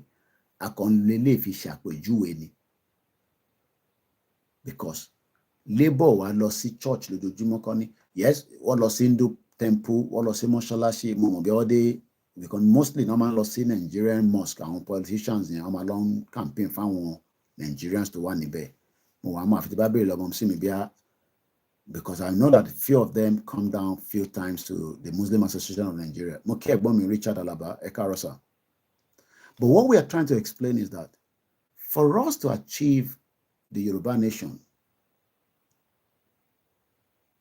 Abraham Yenison, killing so Mr. Moses, any Koiki, you don't understand this Nigerian matter. Shall I for me? Timuba understand it. Shall I from Mr. Moses? Let us fight. Etini ori oramiyan. Chetiba wa dawo síbẹ̀. Chemo iton ta AK-47. Let us fight. Teba ma fight now. You have to prepare for it. Fighting is not something that let us fight. It took years for them to prepare for Normandy landing. Musafina Mushe program here. Timo pariwo nínú kitchen. So even if we're going to fight, we have to prepare. Jade kene fi fight. O ma pa gbogbo yin down. Nigeria lágbára. Ẹ rò pé Nigeria ò lágbára ni. Ó lágbára. And if you're going to fight, you can't fight the conventional war. But Nigeria, it has to be a guerrilla warfare. And even if you're going to fight, you have to be tactical. And taba ma jà ṣe kí ma wá síbẹ̀ kí ma ní ọmọ àti láwọn battalion tó wà lóṣòdì. Taba ti bẹ̀rẹ̀ bá wọ́n kọ̀ máa jáde ni. We don't ẹ ká máa ọpọlọ ṣe náà. So tá bá tẹ̀ máa jà náà, ṣé máa sọ gbogbo ẹ̀ lórí social media ni níbi tí ilé ayé dé nísìn. So Yorùbá ni wà náà, gbogbo ọ̀la ní number 6. Ẹ̀yin náà ẹ̀kọ́ àwọn èèyàn jọ, ẹ̀bí ọmọ Yorùbá ní ẹ lọ́lé kẹ́kọ́ àwọn èèyàn jọ kẹ́ bá wa kó wọn lọ sí gbogbo tẹ́ ti máa lọ ṣe gbogbo tẹ́ ń sọ yẹn. Because it's easy for people to type, ẹ̀yà ẹ̀kọ́ àwọn èèyàn lọ ṣe training, ẹ̀yà ẹ ràbọn fún wọn, ẹ ṣe kíní, ẹnu ìyẹn ló dùn jù láti sọ. Èdè ẹ̀kan comment ẹ̀ ni. It's a lot of work. So ẹ jẹ́ ká fi ọpọlọ ṣe. Let's first prepare the mind of our people, which is what we are doing. But in terms concerning pé many people expect Yoruba nation to have occurred. But ẹ ti gbàgbé pé we are fighting multiple war. We are fighting multiple phases of different things that doesn't want Nigeria to break. We have people around the world that have vast interest in the shipping industry. The shipping industry is one of the biggest in the world because most of what you all consume in Nigeria is imported into the country. And we don't control. Do you think that I want the war to happen? Whereas I want to because tógun bá bẹ́lẹ̀ Nàìjíríà nísìn ìbọn máa flow káàkiri ni. Ìyẹn láti sọ pé kò gbọ́dọ̀ tẹ̀ dìjà. Let's first prepare our people and say, ṣá fẹ́ Yorùbá nation. Àwọn kan ní Koiki, a fẹ́ Yorùbá nation, but ẹ jẹ́ kí Tinubu ṣe tán. No problem. Did Tinubu need the last president? I pray so. But do I trust him? No. He's a weaker element. But notwithstanding, if Tinubu goes in the direction to break up Nigeria, it got to go. But for the fact that people will come in and say, yes, if you tell me drolling, Momsi mi mani ki ma sobemo, ìyàwó mi ni ki ma sobemo, ki fi yẹn sílẹ̀. But pé àníjà yẹn ìyẹn ni kò ní má wáyé. Àdúrà pé kó má pọ̀ ni. But let us first work hard. How can a marine engineer be doing Okada in Ajashe in Benin Republic?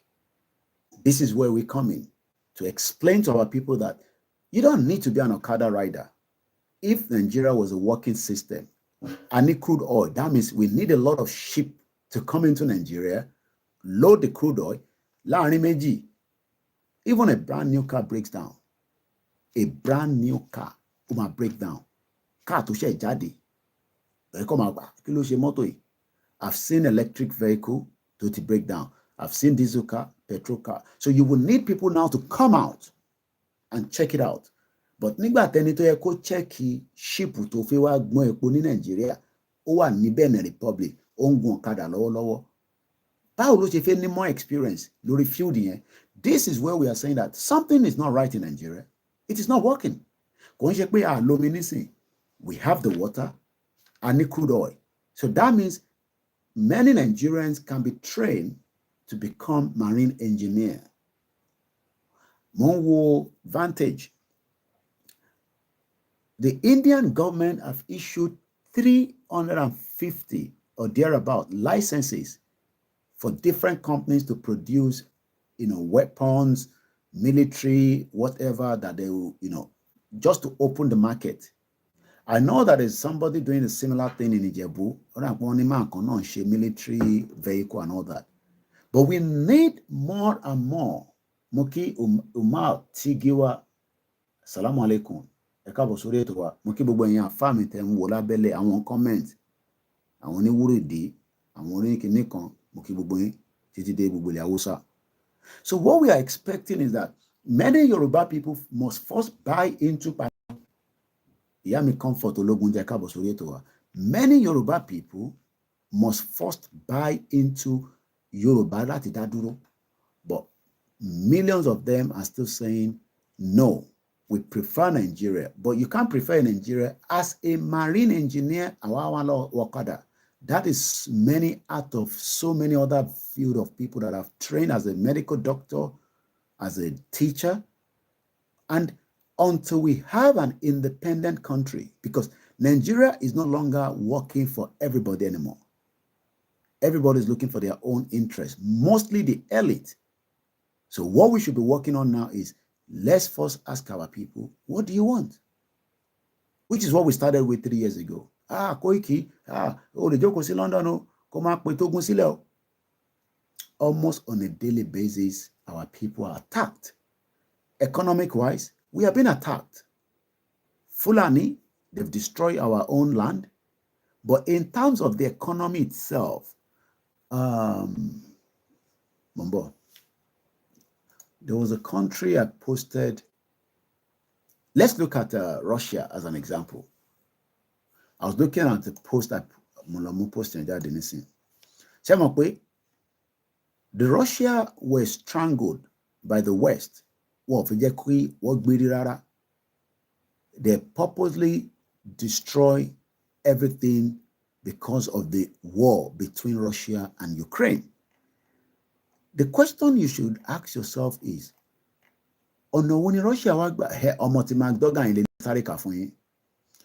the drill rapper, son of Mark Duggan.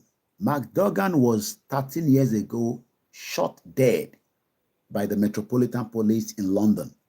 That created one of the worst riots, at least in Tottenham. Buildings were burnt down, shops were looted, a lot of things happened, a lot of shenanigans of shit happened 13 years ago. Mark Duggan was shot dead by police 13 years ago. But something has now happened because his son, Kamani Duggan, 23 years old, who is known as Bandoki, admitted having a Tokarev pistol and a 22 bullet cartridge with intent to cause fear of violence. How many people in Nigeria today are moving with weapons and they've killed people? Intent, Lasson. His associate, Abdul Bujan, 22, from Hackney, North London, pleaded guilty to possession of a prohibited firearm and ammunition without a firearm certification and was also handed a 5-year jail term. The pair, who are associated with a North London gang, Kosibiti gang, big gang, now courtesan, we have them here in UK as well. But the good thing is, the law will catch up on them and they will be sentenced. And hopefully they will reform while they're in prison, because that is what the prison is meant for. That is the reason why they've given them 5 years. So they will spend about 2.5 years. The remaining 2.5 years, they will spend it on tag and, probation and whatever, which is another job for people. But eventually, if it was a murder case, they are going in for a very long time. They expect them to be in the prison to be reformed. The prison here is to reform you. We expect you to go to the prison and come back out. I've known people that have been to the prison and they're out there doing very well with their life today. So going to the prison, depending on the crime you've committed, is not the end of the world. Okoma Walori DBS certificate, but it's nothing. Subject to the crime anyway. So let's look at the Russia one that I want to talk about. World Bank upgrade Russia to high-income nation. Do you ever think that Nigeria would be a high-income nation? And if yes, when? When do you think that Nigeria would be an high-income nation? Kilongpe high-income nation. Google. So, estimating its gross income per capita at $14,250 per annum. So the average Russian citizen, Lenny, is earning close to $14,250,000. Mwangbo, my sister broadcast, the man follow Vantage. Maybe I want analysis, but the reason why it's like that is because many Russians today are now enrolling themselves to join the Russia military. You know why? Because they're earning a good money. So wealth, be wealth is spread in most of you. You want to hope where Kilodeti Yanjemi Mukia easy for the super chat is because the wealth that is meant to be spread across Nigeria is stuck somewhere and is not spreading. And if you don't spread the wealth, there will be poverty in the land, and there will be all kind of atrocities and crime building up swiftly and quickly. And there will be deprivation of life, there will be suicidal, there will be criminals, and multiple things will be happening. But the moment you spread the wealth, people will then spend the money back in the economy. But ladies, listen, most of you don't have the money to even spend. That is why you are struggling. That is why you have to combine and keep begging and begging and begging. Ẹlòmíà máa bẹ̀ fún owó bí wà tẹ́ pé responsibility tèmi ni láti fún ẹ lówó. No. Tá bá ti sọ pé àní nìyẹn, ẹ má máa sún pa ní. We have bills to run here. We have so many things to deal with. Àwọn ọmọ wọn dẹ̀ lè sọ pé àwọn fi jẹ pizza nísìnyí ká sọ pé kò sówó. Wọ́n lè ní ká lọ ra ọbẹ̀ sílé kí n sọ fún ìyàwó mi pé kó dọ̀là nísìn omi ti tán nínú ilé nísìn kí wọ́n sọ fún ìyàwó mi pé mo lówó tí fífi lọ́rọ̀ máa pé then what the hell are you doing online? Go and work. So we also have responsibility, and that is why Tashitule conservative law, because they've destroyed the economy. No, they've taken us backwards, and we pray that hopefully the new government will look into deprivation of the lives of the people. The British people are suffering. Most of the Russian army military soldiers earn $22,000 per month. That means pé owó tó tún earn ó pọ̀ ju average cap of 14,000 per capita tí wọ́n sọ ní bíbá. So Keke of course knows a little bit about it, which is where we learn from each other as well. Thank you so much for that update. So what I'm trying to explain to many Nigerians is that the reason why you are poor is because you're not earning enough. One it costs 100,000. One you take what you. It might affect the economy. But the bastard are taking home about 30 million naira every month. It affect the economy. So World Bank, can Nigeria have can Nigeria become an high income nation? And if it's going to become an high income nation, what is the projection? Okay, Koiki, Nigeria. Okay, give me the projection how long you think that Nigeria will become an high income nation. So we will be earning enough to pay our bills, to look after ourselves, and to be able to travel. At least about Visa America, we can go to Kenya and go and see the lion. So the lion in Nigeria, so why are we living in denial and making it look like what we are talking about is a very difficult thing to understand? It's because most of you are just not getting the message. So this comes just 2 years after the West imposed one of the most heaviest sanctions. Additionally, Russia now has the largest GDP in terms of purchasing power parity in Europe. We'll come back to that. Meaning high income nation. And this will give us some kind of understanding, a background. A high income economy is defined by the World Bank as a country with a gross national income per capita of at least $14,000. Most Nigerians should be earning more than that today as your salary.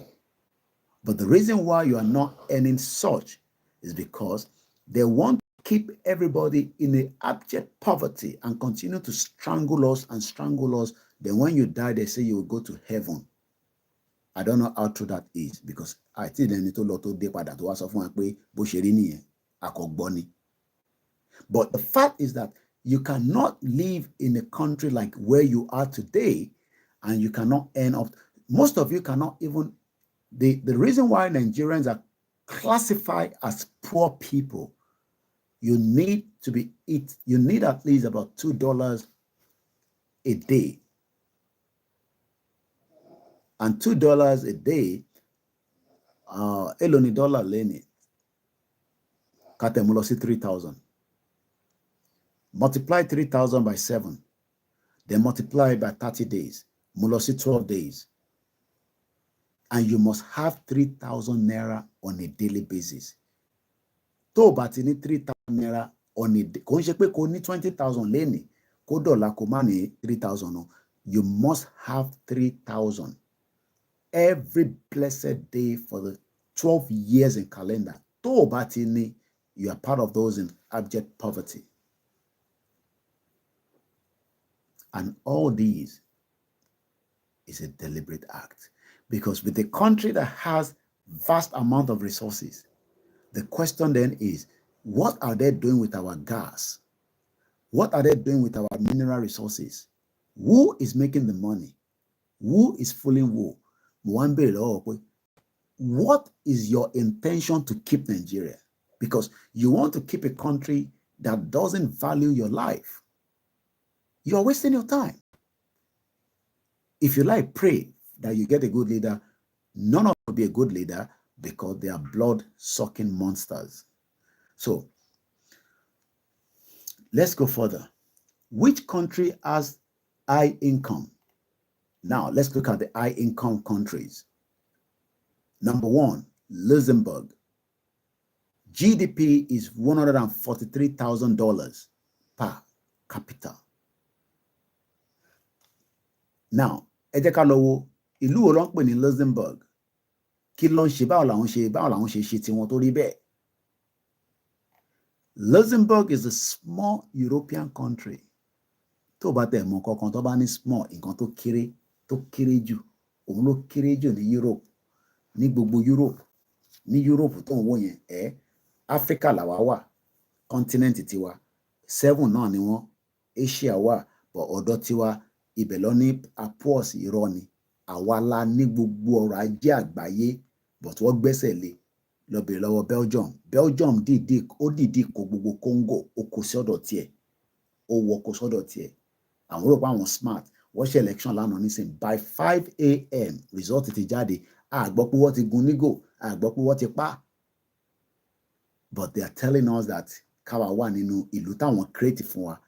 Britain tó create ìlú, ṣé mọ̀ pé Keir Starmer, our prime minister, ó lọ kọ́ béèrè lọ gbàyè lọ́wọ́ ọba ìlú yìí pé òun fẹ́ form government. Wọ́n bí bá bẹ́ẹ̀ dá kókò sọ pé òun fẹ́ lọ form government, tó lọ bá King Charles.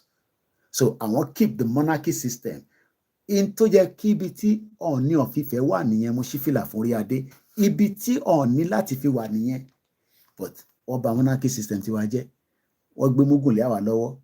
Àwa ń wá Monday káàkiri. Tó bá di jẹ́ Monday, àní Ọlọ́run jẹ́ arájé jẹ. Níbo ló ti fi rájé? O ò lè rájé jẹ nínú country tó ṣiṣẹ́. Irọ́ ló ń pa fún rẹ. Ẹ máa jẹra yín ni. Bá di jẹ́ Monday ní sẹ́ni. Ọlọ́run jẹ́ arájé, Ọlọ́run jẹ́ tìrẹ ṣe. Irọ́ ni. Ẹ ń ṣoògùn fúnra yín ni. Ẹ ń ṣe jàǹbá fúnra yín ni. Because òun wẹni tó ń ta kóòkì yẹn pé ọ̀dọ̀ wọn nìkan ló ti ń ra kóòkì ni, àwa náà ń ta kóòkì. Irọ́ ni o. Tó bá jẹ́ pé system tó ń ṣiṣẹ́ ni, ó ní láti worry. Bóun bá ń ta tiẹ̀ nínú ilé, ìwọ lè máa supply tiẹ̀ sí London because wàá máa make forex. Èmi ni màá bá yín order ti yín. Màá order láti bíbà. A máa channel lọ sí gbogbo African countries pẹ̀lú good logistics. Wọ́n bíbà bẹ́ẹ̀ dà kó náà travel lọ sí Kwara láti kò ní sí ogun fẹ́ pa ẹ́ ni. Ọmọ tó máa pàdé lọ́nà ni. Àwọn èèyàn ń rìn o, but o gbọ́dọ̀ jẹni tó dúró dáadáa. Tó o bá dúró dáadáa, tó bá bí ẹ dá, travel láti nísìnyí kò sọ́kùn lọ sí, tí bá pe wà látà lórí ẹbí wa nísìnyí pé mo fẹ́ ká sáré dé Liverpool. A ní ṣe kò sì máa ní urgent, wà ní láìta láì súnmọ́ ìbílẹ̀. A dọ́dọ̀ mi ní 1 hour from now. A dé bí báyìí ní by 3:30. Màá dẹ̀ sọ pé màá ṣe the first driving, màá ṣe the first 2 hours. Òun á gbà lọ́wọ́ mi. By 6 a.m. a máa kan Liverpool lára pẹ̀lú eré burúkú papapapapapapa. Bólógbò bá jáde lọ́nà nípa gan-an because tó bá pa wà láì. Àní Nàìjíríà kì í ṣe country, one bastard country ni. Ìlú tó ò ní security, tó ò lè rìn nígbà tó ń wọ̀n ẹ̀. Báwo mo ṣe fẹ́ ṣe business? Business tí mi fẹ́ ṣe Nàìjíríà logistics ni. Mo fẹ́ kí mọ́tò mi máa rìn ní 12 a.m. kó dé Kwara ní òru yẹn, kó drop ọjà, kí driver mi dẹ̀ máa gbé mọ́tò bọ̀. Ṣé mo lè ṣerú business yẹn? Why are we telling lies to ourselves? Luxembourg, gbogbo population wọn kò pé 1 million, kò ní dá fún gbogbo ẹni tó bá ní ká keep Nigeria. You're a bomb bastard. Ẹni ṣoríire. What Nigeria are we keeping? Luxembourg is 653,103 according to the World Bank in 2022, the highest GDP in the world. $143,000. Kí làwọn ṣe, kí ló ń tà, kí ló ń rà? Kí ni wọ́n ń tà, kí ló ń rà? Tí wọ́n fi ní GDP tó dá tó yẹn. resources mélòó lọ ní. But because you are in a better position, o wá ń wọ ọmọ Yorùbá ẹgbẹ́ ẹ̀ pé wàá jùlọ. Ṣèbí torí pé Nàìjíríà ni. Nàìjíríà ni náà. Ẹ̀yin tẹ́ wà Nàìjíríà, ó jẹ́ kẹ́ máa yá wa lówó ni kí n pé ta ló wà Nàìjíríà láàrin yín nísìn. Ẹ fún mi lórúkọ ẹni tó wà Nàìjíríà. Kí n send a message sẹ pé ẹ bá mi wá £1 million. Koiki ṣe kò sí. Ó wà o. Ó wà o. Mortgage mi wọ́n ti fẹ́ gbà lọ́wọ́ mi. Mo ti wà under the mama wà under the press. Ṣoṣọ́pọ̀ onídòwò. Because tó bá yẹ pé 1-to-1 là ń lò ní, it will be easy for you to send me £1 million. Òjò yẹn rọ̀ gan. Tó bá jẹ́ pé 1-to-1 lówó, 1 million naira will be £1 million. But because we are where we are today, we have been deceived. Go and love Nigeria. Go and die for Nigeria. Nigeria is going to work. It is in a working mode. It is in a Rome was not built in one day. All those lies, we can't buy them anymore. We don't want to be Nigeria. We want to have an independent Yoruba nation. We don't want to be traveling to Europe to look for safety net. We want to remain in our land and build it. Mo ń bá bàbá mi kan sọ̀rọ̀ lánàá nígbà tí mo fẹ́ lọ vote. Ta ló mọ Ìlá-Ọ̀ràngún? Ọ̀ṣun State ló wà. I would prefer to even live in Ìlá-Ọ̀ràngún than pé kí n lọ gbé ní Ìjẹ̀bú-Òde. If I can create my wealth in a Yoruba country in that part of the world, just for tourism. Ìlá-Ọ̀ràngún, I would love to live there for tourism. Tí máa set up office mi Koikimedia. Màá san tax from government. Àwọn tó fẹ́ wá sí Ìlá-Ọ̀ràngún, àwa la máa lọ máa welcome wọn. Because mo ti ṣiṣẹ́ lóòtẹ́ẹ̀lì for 15 years. Àwọn tó bá lóòtẹ́ẹ̀lì, táwọn ọ̀bá tẹ̀ lóòtẹ́ẹ̀lì, a máa bá yín manage. I don't think some of you understand the opportunity that is coming. Ẹ kàn ń wò bí ìgbà tó yẹ pé ìtagbé dání pé kò possible. Luxembourg tí bá sọ pé mo ní ẹṣẹ́ gan ni, ọmọ Annie sọ pé Koiki mo mọ bẹ̀rẹ̀ dáadáa. Ọ̀ṣun State ló wà. Bàbá yẹn àjọ ń ṣe Yorùbá nation ni. Wọ́n kọ̀ wá pè mí lánàá. Mo ṣe ń gbọ́ ẹ o. Àwa dúró tán o. Torí bàbá yẹn ní 90. Wọ́n nígbà tí Yar'Adua wà lórí oyè lọ́lọ́run ti fi wọn àwọn pé Nàìjíríà máa pín. Pásítọ̀ làwọn náà. Wọ́n nígbà tí Yar'Adua wà lórí oyè lọ́lọ́run ti sọ fáwọn pé Nàìjíríà máa pín. So I pity many of you that doesn't know what we have. Mélòó ni Luxembourg? Ṣé mọ̀ pé tá bá lọ population Ọ̀ṣun State, ó máa ju Luxembourg lọ. That means we can make money in a country of our own that is well developed. But àwọn ọmọ Yorùbá náà wọ́n fẹ́ bẹ́ẹ̀. Wọ́n náà wọ́n fẹ́ inú ìdọ̀tí tájọ wà náà yẹn. Tí kò sí safety, no education. 1948 paper tàná lélẹ̀. The Labour government introduced the National Health Service tó ń pè ní NHS. Ibẹ̀ ni gbogbo wa ń bímọ sí. Ẹni tó bá lówó ló ń bímọ sí private hospital nílùú yìí. O ní dẹ̀. Public ti were enough because bí a ní sìn ṣá ni àwọn conservative ti bàjẹ́, and we hope the Labour will revive it back. That is how all the general hospital across Yoruba land should be. Standard. A working one. Gbogbo àwọn ìyá wa comfort ológun jà. Gbogbo àwọn mothers wa, àwọn aunties wa. 14-12 hours on the shift. Working back to back. Then we will now be sending that money to Nigeria to support the people. When there's people that are there that are also ready to work, they can do. Ó sister wa kan tó wà ní UAE, Janet, máa play orin wọn kan nísìn. She reached out to me, and it seems that even after she has done so much for us, ó kọrin kan náà fún Olóyè Ìgbòho. A máa ń lo orin wọn nígbà yẹn. Mo realize pé àwọn ọmọ Yorùbá bí àrántí ni. Most of us did not subscribe to her YouTube channel. We didn't support her. So she has few things that she's putting together that she would eventually send me the link. I want to keep joking gbogbo èèyàn ọmọ Yorùbá. We can subscribe to the channel on YouTube channel. I'm going to play orin wọn kan nísìn. Janet, my show you, my send the link to YouTube channel here. I post a sitter. She has just less than 500 subscribers. For somebody that dedicated the music for Olóyè Ìgbòho and for the Yoruba people. I'm talking about when we started this movement. Ó wọnú studio lọ ṣe orin fún wa ni. Ẹ dẹ̀ mọ̀ pé ní UAE, nígbà tí kò fi máa lọ ṣe ṣìnà bí tàwọn ẹlòmíì, ìlú yẹn wọ́n ń ṣiṣẹ́ o, but ẹ mọ̀ pé ọ̀rọ̀ UAE wọ́n rí ní fún wọn. So she's just preparing the ground for whatever eventuality. So she's trying to promote what she needs to do to make earnings. So mo bẹ̀ gbogbo wa, ẹ bá wa gbọ́wọ́lé channel wọn, ká support wọn. She was very dedicated and she is still up to date. So I play kan náà àwọn orin wọn, àwa padà sórí program tá ń bá lọ, so that Malish ẹ̀yin bá la ṣe máa wá ṣe báyìí ní.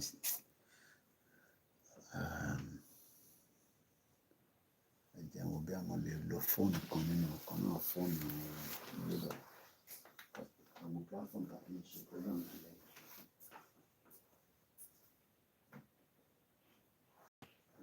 Password ìgbé.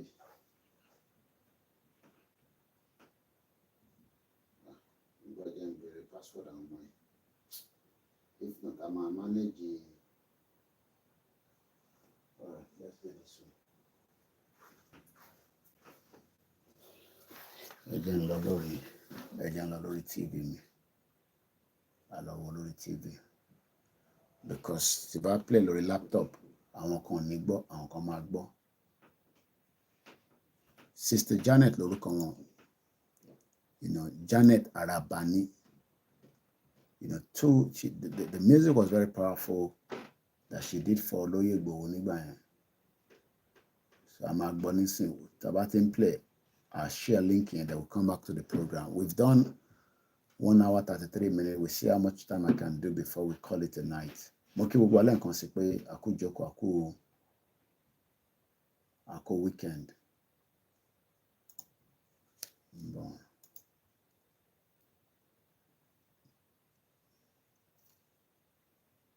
Janet. Let's come back out. Let's go back here. Okay, we're going. Okay, Janet Arabani. I'll share a link one. I'm sure many of you will remember the music anyway. Mo bẹ̀wọ̀ ẹ bá wa gbọ́wọ́lé kíni wọn.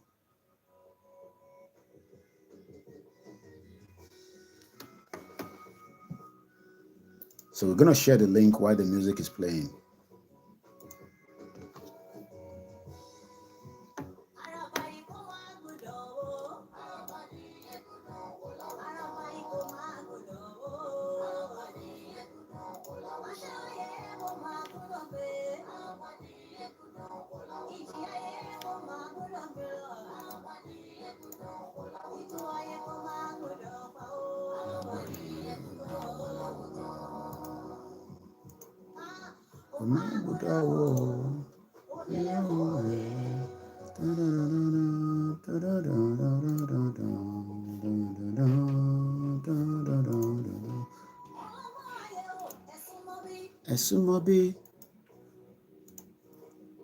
Her name is Janet Arabani on the YouTube. Link one more send sit and ever follow her, please. We got to push that to 1,000 subscribers.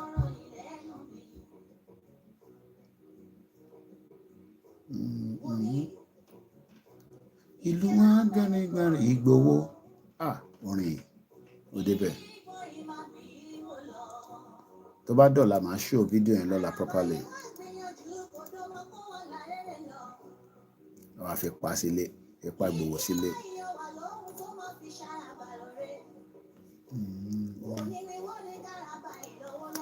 A máa post ẹ̀ náà sórí, àti post ẹ̀ sórí Twitter wa lórí X.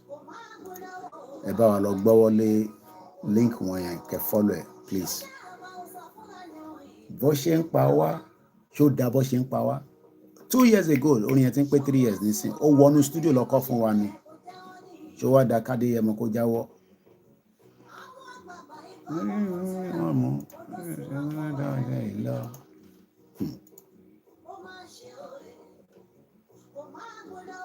Araba ni gbogbo àwọn láyé.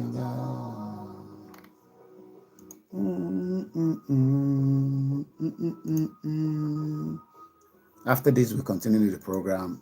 Beloro Luxembourg and the other things we're talking about. Moki Walan can say Mrs. Cherry Coco Moki Ọlọ́pàá ló ń lọ yẹn security. Èmi kí ẹ mọ ìyàn. Akíkanjú ni Ìgbòho Òòṣà kábíyèsí ẹ̀ àti bàbá Akíntóyè kábíyèsí Elédùmarè. Àwọn èèyàn ńláńlá.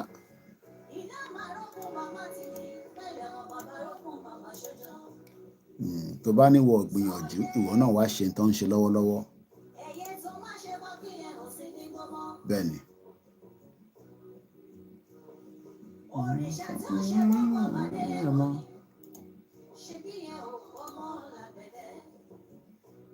So link yẹn ni mo ti post síta yẹn. Ó ń bọ̀ lórí ibẹ̀ yẹn ìyá mi Fágbémilékè. Mo bẹ̀ wá again. Because when she called me yesterday, you know, she's still working in Dubai, but she's a bit worried that they might not, as we all know, will renew people in Dubai. So the tendency that she might not be there very long. So she's now preparing her mind in case the Banik will lost in Nigeria. So just for us to quickly have some kind of extra revenue, we realized that our YouTube channel, she doesn't have enough followers.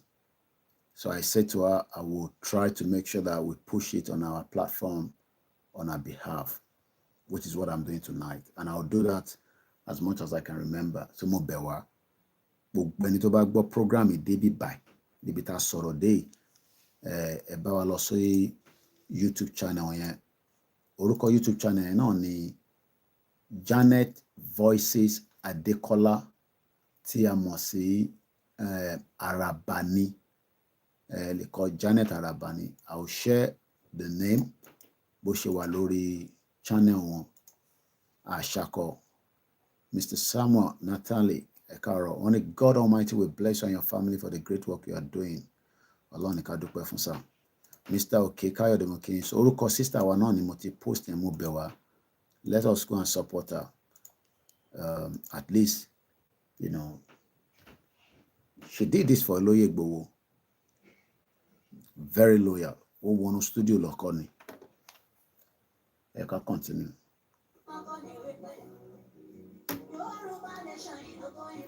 No going back. Ó fẹ́ dàrú.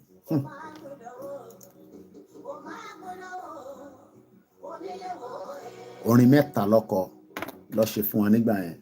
Mo ń bọ̀. Wọ́n ṣe lé, wọ́n ṣe orílẹ̀-èdè mi, wọ́n tún wá ṣe Yorùbá Nation. 3 different songs. And she only had 392 subscribers. Àwọn tó tẹ̀ bá wa ṣe Yorùbá Nation. Gbogbo fídíò Olóyè Igboho ló ti jí. Tó ń lò lórí page wọn. And I want to speak to Chief tomorrow to do something. Even if she is going to speak sometime and God bless the page one. I'll call Chief tomorrow. About me share one nice video. God you saw the page one. Àwọn tó tẹ̀ sọ̀rọ̀ Yorùbá tó follow wa rárá. Gbogbo video Chief pátápátá ló ti lò lórí page wọn ló ti fi ní subscription. Ma bẹ̀ Chief lọ́la agbára Ọlọ́run kò jí wa sáyé. Ma ní kí Chief bá wọn sọ̀rọ̀ náà. Just maybe 2-minute video kan. A gbé sórí page wọn.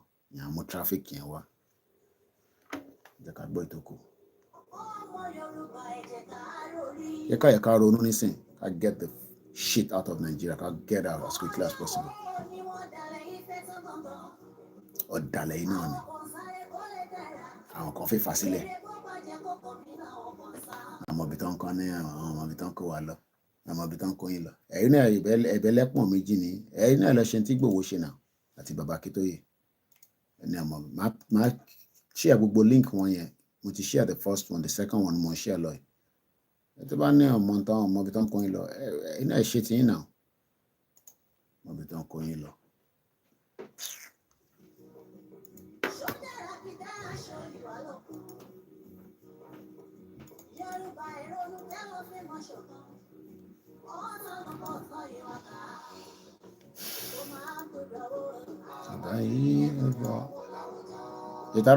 Sẹ́yìn mọ̀ pé táktọ̀ bá ti kú fíìmù ti tán nìyẹn. Táktọ̀ bá ti kú kò sí fíìmù mọ́. Bẹ́ẹ̀ ni ó lóyà pa Janet, ó wọnú stúdíò lọ ṣe orin fún wa nígbà yẹn. Dúpẹ́ fọ́lọ́run.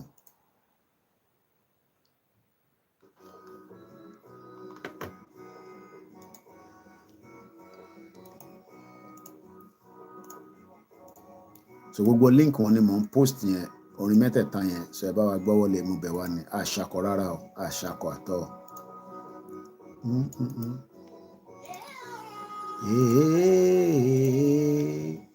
Ó yà mí lẹ́nu.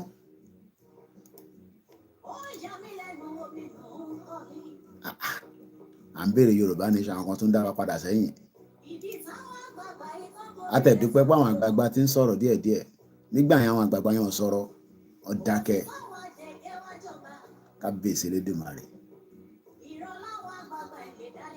Àwọn àgbààgbà kan yìí ń parọ́, àwọn governors yẹn, àwọn àbá òfò.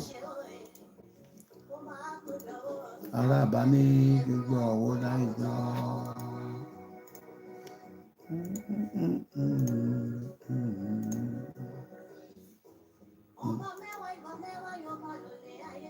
Bẹ́ẹ̀ni. Ọlọ́run náà ń dé àṣìṣe gbogbo yín mọ́ṣẹ́.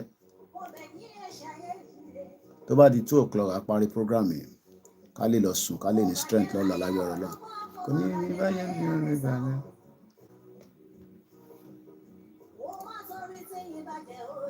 Ẹ má kó tiri tí ń bàjẹ́.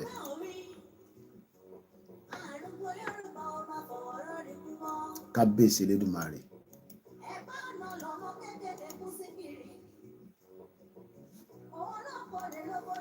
Okòkè ẹ ṣé gan ni àwọn tó náà ti subscribe, Mr. TJ wọn náà ti lọ subscribe. Gbogbo ẹni tó bá gbọ́ program yìí tẹ́ ẹ bá subscribe, á jẹ́ pé tí mo jẹ̀ tó bẹ́yìn èyí náà ṣáà gbọ́rin tó ń kọjá dé.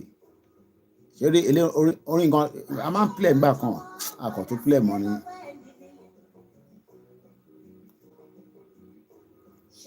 Ṣebí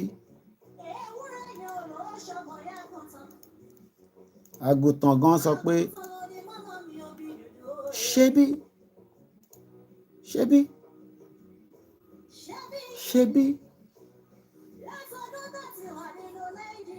kò sódodo mọ́ Nàìjíríà. Ẹ ṣé gan ni ìyá mi náà ti lọ subscribe. Ẹni tó bá ẹ lè má rántí ni ẹ lọ bá wa subscribe. Bẹ́ẹ̀ ni Tokyo òmìnira ni ó wọnú studio ni. Ẹ jẹ́ ká tó lọ play the second one yẹn ká tó máa 2 o'clock máa parí program yẹn, so ká lè ní strength. Àpò tó wá tó dọ̀la back to back. Ẹ jẹ́ ká gbọ́ ilé nígbà tó kọ ilé Yorùbá Nation lélẹ̀, ká gbọ́ ilé náà. Ẹ jẹ́ kí advert yẹn lọ. Mo bẹ̀wẹ̀ bá wa lọ gbọ́wọ́lé subscription. Ẹ̀yin tẹ́ wà lórí Koiki Odùduwà máa post link yẹn náà nísìn. Ẹ jẹ́ ká advert yẹn lọ jàre. Mo bẹ̀ wá ní o, àṣàkọ rárá. Ẹ mọ̀, for somebody that have supported us, ẹ jẹ́ ká wà náà lọ support wọn. That's the only thing we can do. Advert yẹn bá ti lọ máa play, then we will just, wrap up the program in the next 20 minutes. Oh yeah, jẹ́ ká gbọ́ nísìn. The same person náà lélẹ́yìí. Yorùbá Nation ẹ ṣé gan ni ìyá mi Fagbemilékè. Yorùbá nation la fẹ́. Nigeria ò fowó. Yorùbá nation la fẹ́. No, Tinubu ò mà tí reply wa kò dá wa lóhùn. Mr. Favour Ayinla. So Tinubu ò dá wa lóhùn kò respond. Èmi sọ wípé kò ní respond. Níta máa ṣe ó kù díẹ̀ ni. Bẹ́ẹ̀ ṣáà yẹ ká tẹ̀lé nǹkan táwọn àgbààgbà wa sọ tó jẹ́ àwọn leaders wa Bàbá Akíntóyè àti Ìgbòho. Ẹ jẹ́ ká gbọ́ Yorùbá nation díẹ̀ sí. Mo fẹ́ sáré post ẹ̀ sí bíbá ẹni. Yorùbá nation. Mo kí o gbọ́ yẹn àfáà tẹ́ wà lórí ètò pẹ̀lú wa. Àdúrà wa gbà sà. Thank you, Peter Pan. Thank you so much. Do you hear that? Yorùbá tó ti kọrin yẹn. Yorùbá nation laugh. Thank you so much, those of you that have subscribed. Yes, she's producing some few more albums. I think she told me that on Facebook, sorry, not YouTube. They're like so as soon as those ones are out, we'll be sharing the link. But this particular YouTube channel, I told her that we will try and push it to at least 1,000 subscribers. But the page of it alone is a complete different one from YouTube, just to promote her music. So there's an album coming out, I believe. But at least let's subscribe to it. Easy for Latin Monda. So please, Mr. TJ, Eshigoni. Yorùbá nation la fẹ́. Yorùbá nation la fẹ́. Bass. Yorùbá nation la fẹ́. Yorùbá nation la fẹ́. Yorùbá nation la fẹ́. Ẹ ṣé gan ni, ó ti lọ sí 400. So tí gbogbo ẹni tó bá wo program mi mo dẹ̀ mọ̀ pé at least I will have at least about nothing less than 5,000 people. Mo mọ̀ pé àwọn onítìrí ò ní subscribe. Ẹ̀yin tẹ̀ ń follow onítìrí mọ̀ pé ẹ wà lábẹ́ program kí ni Koiki tún fẹ́ sọ. Mo mọ̀ pé ẹ̀yin ò ní subscribe, but no matter. But ẹ̀yin tó kù tẹ̀ jẹ́ bí 4,000 nínú 5,000 ẹ bá wa subscribe. Ọlọ́run bá wa pẹ̀lú yín. Ẹ̀yin náà ṣáà gbọ́ nǹkan tó ń kọjá dé nísìn. Ọkọ̀ àpàlà ọkọ̀ bí ìzàzú Yorùbá nation la fẹ́ wọ́n ti kí olóyè àgbọ́ ilé chinchini sí màá lọ play the last one then màá ṣe extra mọ́. Màá sọ fáwọn tó kù náà, màá sọ fún Masbi náà, màá sọ fáwọn tó kù náà so that kọ́ lè bá wa. Màá sọ fún Dr. Zabi náà. Dr. Zabi náà new page wọn náà mo ń promote. Ó dà pé kìíní kan àjùlọ ẹ̀jọ̀ bá wa follow wọn. Ẹ mọ̀ pé gbóhùn tá a fi ń ṣe program ẹ̀ òun náà ni. Yorùbá nation la fẹ́. Ṣé wọ́n Nàìjíríà mọ́ ẹ wò gbà tó ti kọrin yẹn gbogbo tó ń ṣe kan náà ó sì ń reflect the citizen. Kò ṣì yẹn pọ̀ ni. Ẹ̀yin wa jẹ́ tó ń pa wá. Ebi ń pa wá, ìyà ń jẹ wá. Very powerful voice. Tó tún fine gan sef.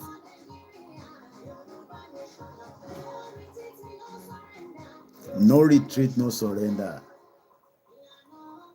Dùwà ń pariwo. Ó dà pé ó sàmì náà ní bíbá kí gbogbo àwọn mídíà. Yorùbá World Congress nígbà tá a ṣe jẹ́ Yorùbá World Congress kó tó di pé àwọn tájù dínú lórí burúkú ọ̀dà gbogbo ẹ̀rù. Yorùbá One Voice. Okay, èyí dára náà kí o. Akíntóyè. Mo kí ẹ Silver Badmus, ó náà ti subscribe. Ó kí àwọn vigilante náà OPC. Even though pé a mọ̀ pé Ìbà Gani Adams ò bá wa ṣe Yorùbá nation, ó sì kí wọn. A lọ pè wọ́n wá. Ìjà ọmọ Yorùbá ò ṣe é jà o. Ẹnu ẹni gbogbo ọjọ́ wa yẹn. Gbogbo wa sì ń gbóhùn sókè. Flag mi dà. Akíntóyè bàbá ń pariwo. Good night to Nigeria. Bó ṣe máa rí nìyẹn. Ṣé rí ẹ má wọrí mo ṣì ní strength. So tí bá tẹ̀ sọ pé 20 minutes gan strength ṣì wà díẹ̀. Sójà ọ̀dẹ̀ kì í sùn. Ìyàwó mi nìkan ló mọ̀ pé sójà kì í sùn nílé mi. So ṣé wọ́n pé bí labour náà ṣe wàhálà títí tọ́lọ́run gbàdúrà wọn wọ́n jókòó kọ́ ní ọlọ́run máa ṣe labour bẹ̀rẹ̀ sí make campaign wọ́n sọ tí conservative ti ṣe tó ti báyé jẹ́ ṣùgbọ́n gbogbo ilé táwa náà sọ pé àwọn politicians ti báyé jẹ́ yẹn so eventually n tó máa collapse Nàìjíríà nìyẹn kò dìgbà tá a bá gbé ìbọn táwọn níta fi bára wa jà mú kí gbogbo alẹ́ nǹkan sí ẹni tó ń bá kùn ẹni ráìtẹ́ lọ sùn àwa ohun tí kùn a ṣe ń ṣe fàájì lọ ó yá gbóhùn sókè Janet à ń ṣe fàájì lọ́wọ́ àkọ́ ọmọ tí inú ẹ̀ ká máa fọ́ títẹ̀ ni ó kí bàbá rò pọ̀ rí ó máa kèmí náà bye bye to Nigeria Dara talk show ó ṣì ń faraya látànà ṣé wọ́n Nàìjíríà mọ́ Citizen AY ẹ̀gbọ́n mi dáadáa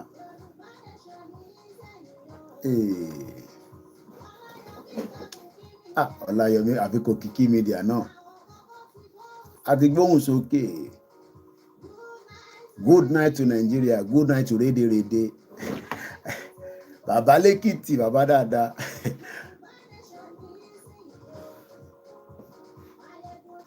Mayegun general ó tún kí Mayegun ní Scotland Nàìjíríà ò fòwò Nàìjíríà kọ́ Nàìjíríà ni àtẹ̀rẹ́ àwọn sísítà wa mọ́ wọ́n ti busy pẹ́ńsù lásán Nàìjíríà ò lè produce ìlú òfò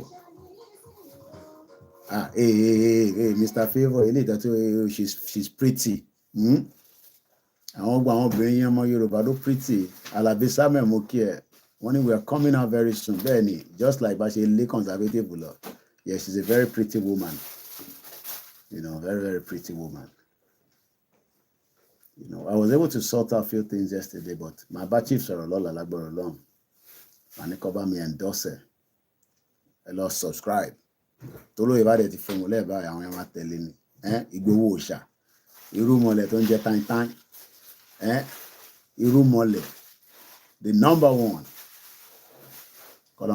kó lọ́rọ̀ ẹ̀mí ẹ̀ dáadáa fún wa ẹ̀fẹ́ kọ́ pàtó ẹ̀hàn kọ́ bá ti pàtó kò sí fíìmù nìyẹn Tinubu gọ́mọ̀ pàtó wa nìyẹn a máa protect ẹ̀ ní a máa ragabo actor wa ní.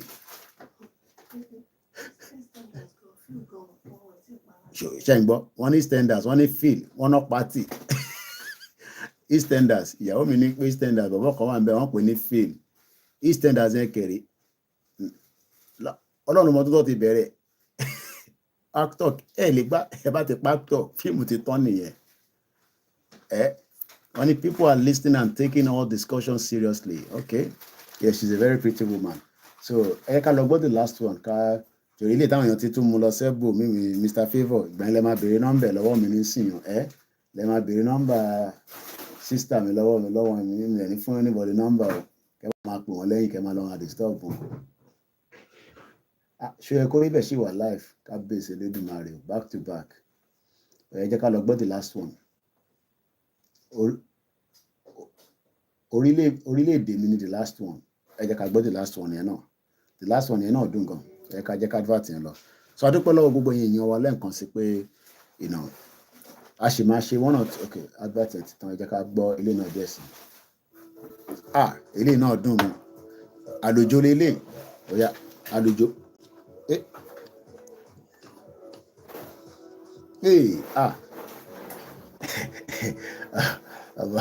àwọn politician ìfọ́ni tẹ bá rí leave them leader tẹ bá rí bó ṣe ń jó lẹ́nì àbí lánàá kí àmì àwọn politicians yẹn they no dey gree o ẹ bá rí bó ṣe ń jó they got 71 MPs the best of what they've got in the last 100 years 71 ṣèyí tẹ́ ń rò pé Yorùbá nation yóò ní wọ́n ṣẹ́ríjọ́ tó bá dé yẹn ẹlòmíràn kan pa àmọ́ àti wà náà lóòótọ́ bó ṣe máa rí nìyẹn but it has to be a lot of work and dedication and without àwọn tó believe in Labour Party nísìn àwọn tó jẹ́ pé wọ́n gbà wọ́n gbọ́ ẹ wo David Lammy mo ti mọ David Lammy yẹn nísìn for more than 24 years ní Tottenham ó ti di foreign secretary David Lammy òun ló máa jákẹ́tà káàkiri nísìn so ìgbìyànjú tá à ń ṣe nísìn tó bá ti materialize Bẹ́ẹ̀ni, leave them 70 all ní àdúgbò àwọn conservative. Ìyẹn máa ń wọ́n náà ìtẹ̀ máa ń sọ pé a máa gbọ́ the last one kákọ̀ tó padà sórí program there. Some of you that keep saying Nigeria, I just wonder that ẹ jẹ́ n gbé flag yìí kúrò kó home block view there. The conservative stronghold, ẹ̀wọ̀n tán pè nǹkan ní stronghold, àdúgbò àwọn kan sá gangan, àwọn àdúgbò wọn gangan tó yẹ pé stronghold wọn tó yẹ pé no, they don't vote for Labour, gbogbo wọn tẹ̀ka fún Labour ni. So Yorùbá nation tá à ń sọ yìí, for some of us is like Koiki ẹ ṣọ́ọ̀pù kìíní ó lè bọ́ sí ṣá, a máa ní Ọbásanjọ́ kó bá wa dá sí o, yes tó bá dá sí tó favour wa, but tó bá ń dá sí pé kò ní favour wa, agbásẹ́gbẹ́ ni. Táwọn àgbàlagbà tó jẹ́ politicians tó bá jáde tán pé yes in táwọn ọmọ wa fẹ́ la máa tẹ̀lé wọn, why not? We will love them, we appreciate them, but kíkan máa jáde pé Nàìjíríà èpè la máa ṣẹ́ fún gbogbo yín, èpè ńláńlá. But look at how the Labour Party were able to push. Mo sọ fún yín pé tí àbá máa bímọ tuntun, àwọn ìyá mi Fágbémi lékè àwọn ọmọ nǹkan tí mò ń sọ, àwọn ń jẹ́ lọ hospital, a ní yá push, but push yẹn kò ń ṣe kó máa yin ilé kan náà, kò Nàìjíríà yá push wá yin ilé kan náà, wèrè ṣé mi mo ní kí wà tọkọ ẹ bára yín sùn tẹ̀ fi lóyún, wọn máa jalè kan náà, àwọn nọ́ọ̀sì kà ní Nàìjíríà, but ní bíbá but tọ́wọ́ wá rí pé push yẹn kò já dáadáa, wàá fún ẹ lábẹ́rẹ́ tó ń pè ní epidural. So Nigerian politician, ẹ jẹ́ ká rọra push, ẹ má yẹ ká ṣe CS, ẹ má yẹ ká gba abẹ́rẹ́ epidural, ẹ jẹ́ ká push ká gba Yorùbá nation. But tó bá ti di pé a ti ń ṣe CS, a ti ń gba abẹ́rẹ́, ọmọ ẹ̀wọ̀n nìyẹn, pátá ìníwọ̀ kúrò nílé yín. So the best bet is for us.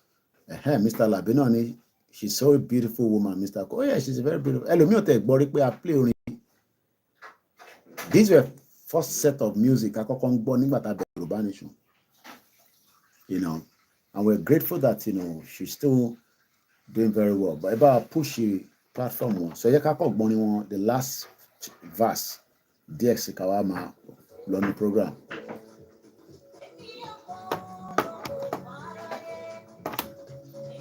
Ṣẹ̀rí nísìn pé ìtàn ṣe nìyẹn, à ń polongo. Níbi tá a ti ń polongo yẹn, àwọn kan nírọ́ ni. Gbogbo àwọn tó polongo fún Labour nísìn, tó ń ṣiṣẹ́ fún wọn. Àwọn náà máa jẹ́ ń bẹ̀. Àwa tá a ṣiṣẹ́ fún wọn, ẹ jẹ́ ká dúpẹ́. A ní conservative fẹ́ kó àwọn èèyàn lọ sí Rwanda. How can you apply for asylum in this country? Ìyàwó mi ní, ṣó make sense ṣá? Ó wá láti Africa, ó sá kúrò l'Africa. Wọ́n tún wá ń gbé lọ sí Africa pé kó lọ. So even the fact that even if you don't even believe in Labour Party, but the fact that we've been able to stop the conservative taking our people, because lára àwọn èèyàn wọn náà máa wà affected.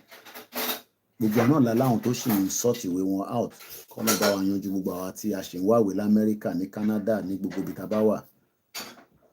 But ní Dubai wọ́n fún wọn níwèé, Saudi Arabia wọ́n fún wọn níwèé, Turkey níbi tí jìlẹ̀ wà wọ́n fún wọn níwèé, wọ́n máa ń ṣe renewal ni, wọ́n máa renew ẹ̀. So wọ́n náà promise jìlẹ̀ l'Amẹ́ríkà, ọ̀dà kò lè gba visa yẹn láti Turkey, ó máa padà lọ Nàìjíríà ni, kò dẹ̀ lè lọ Nàìjíríà torí pé wọ́n ní country tó ń parọ́ pé àwọn ti gba country, àwọn gbáde lédè, àdúgbò ló gbà sí, one bastard, ẹni tí kòkòrò rìn lórí ẹ̀. Wálé Àlè gan tó níwèé gan kò lè lọ́lé. Wálé Àlè tó níwèé nílùú yìí, ẹni kó padà lọ sí country ẹ̀, kó padà lọ sí IDP country wọn, dry nation. Èyí wà Nàìjíríà, èèyàn ń gba pound sterling ní ìrà, ó náà ti gba country ní Nàìjíríà. Ẹ̀rí pé kòkòrò ń ta wọ́n lórí. And we have people praying and following them. Lórúkọ Jésù, Ọlọ́run máa jẹ́ kí gbogbo wa ṣe é ṣe ládùúgbò. Ẹ polongo náà, ká prepare mind àwọn èèyàn. A máa parí ètò yìí láìpẹ́ yìí. Ó yá gbóhùn sókè. Yéè. Ìntafẹ́ la fẹ́. Orílẹ̀-èdè Yorùbá. èmi yóò polongo fáráyé èmi kí ló pa Ìdòwú Matthew lẹ́rìn kí ló pẹ́ lẹ́rìn alábòsí ní Ìdòwú Matthew kí ló pẹ́ lẹ́rìn ṣé mo parọ́ ni èèyàn wà London ó ń gba pound sterling ìyẹn wálé àlè ṣé kòkòrò rìn lórí ẹ̀ ó wá ń sọ fún wọn tó wà Nàìjíríà pé ẹ máa ti gba country mo mọ báwọn kan ṣe gọ̀ṣẹ́ tó wà Nàìjíríà yẹn ẹ sọ fún òun tó ń pa pounds yẹn pé kó máa bọ̀ nílé kẹjọ máa pa owó ìlú yẹn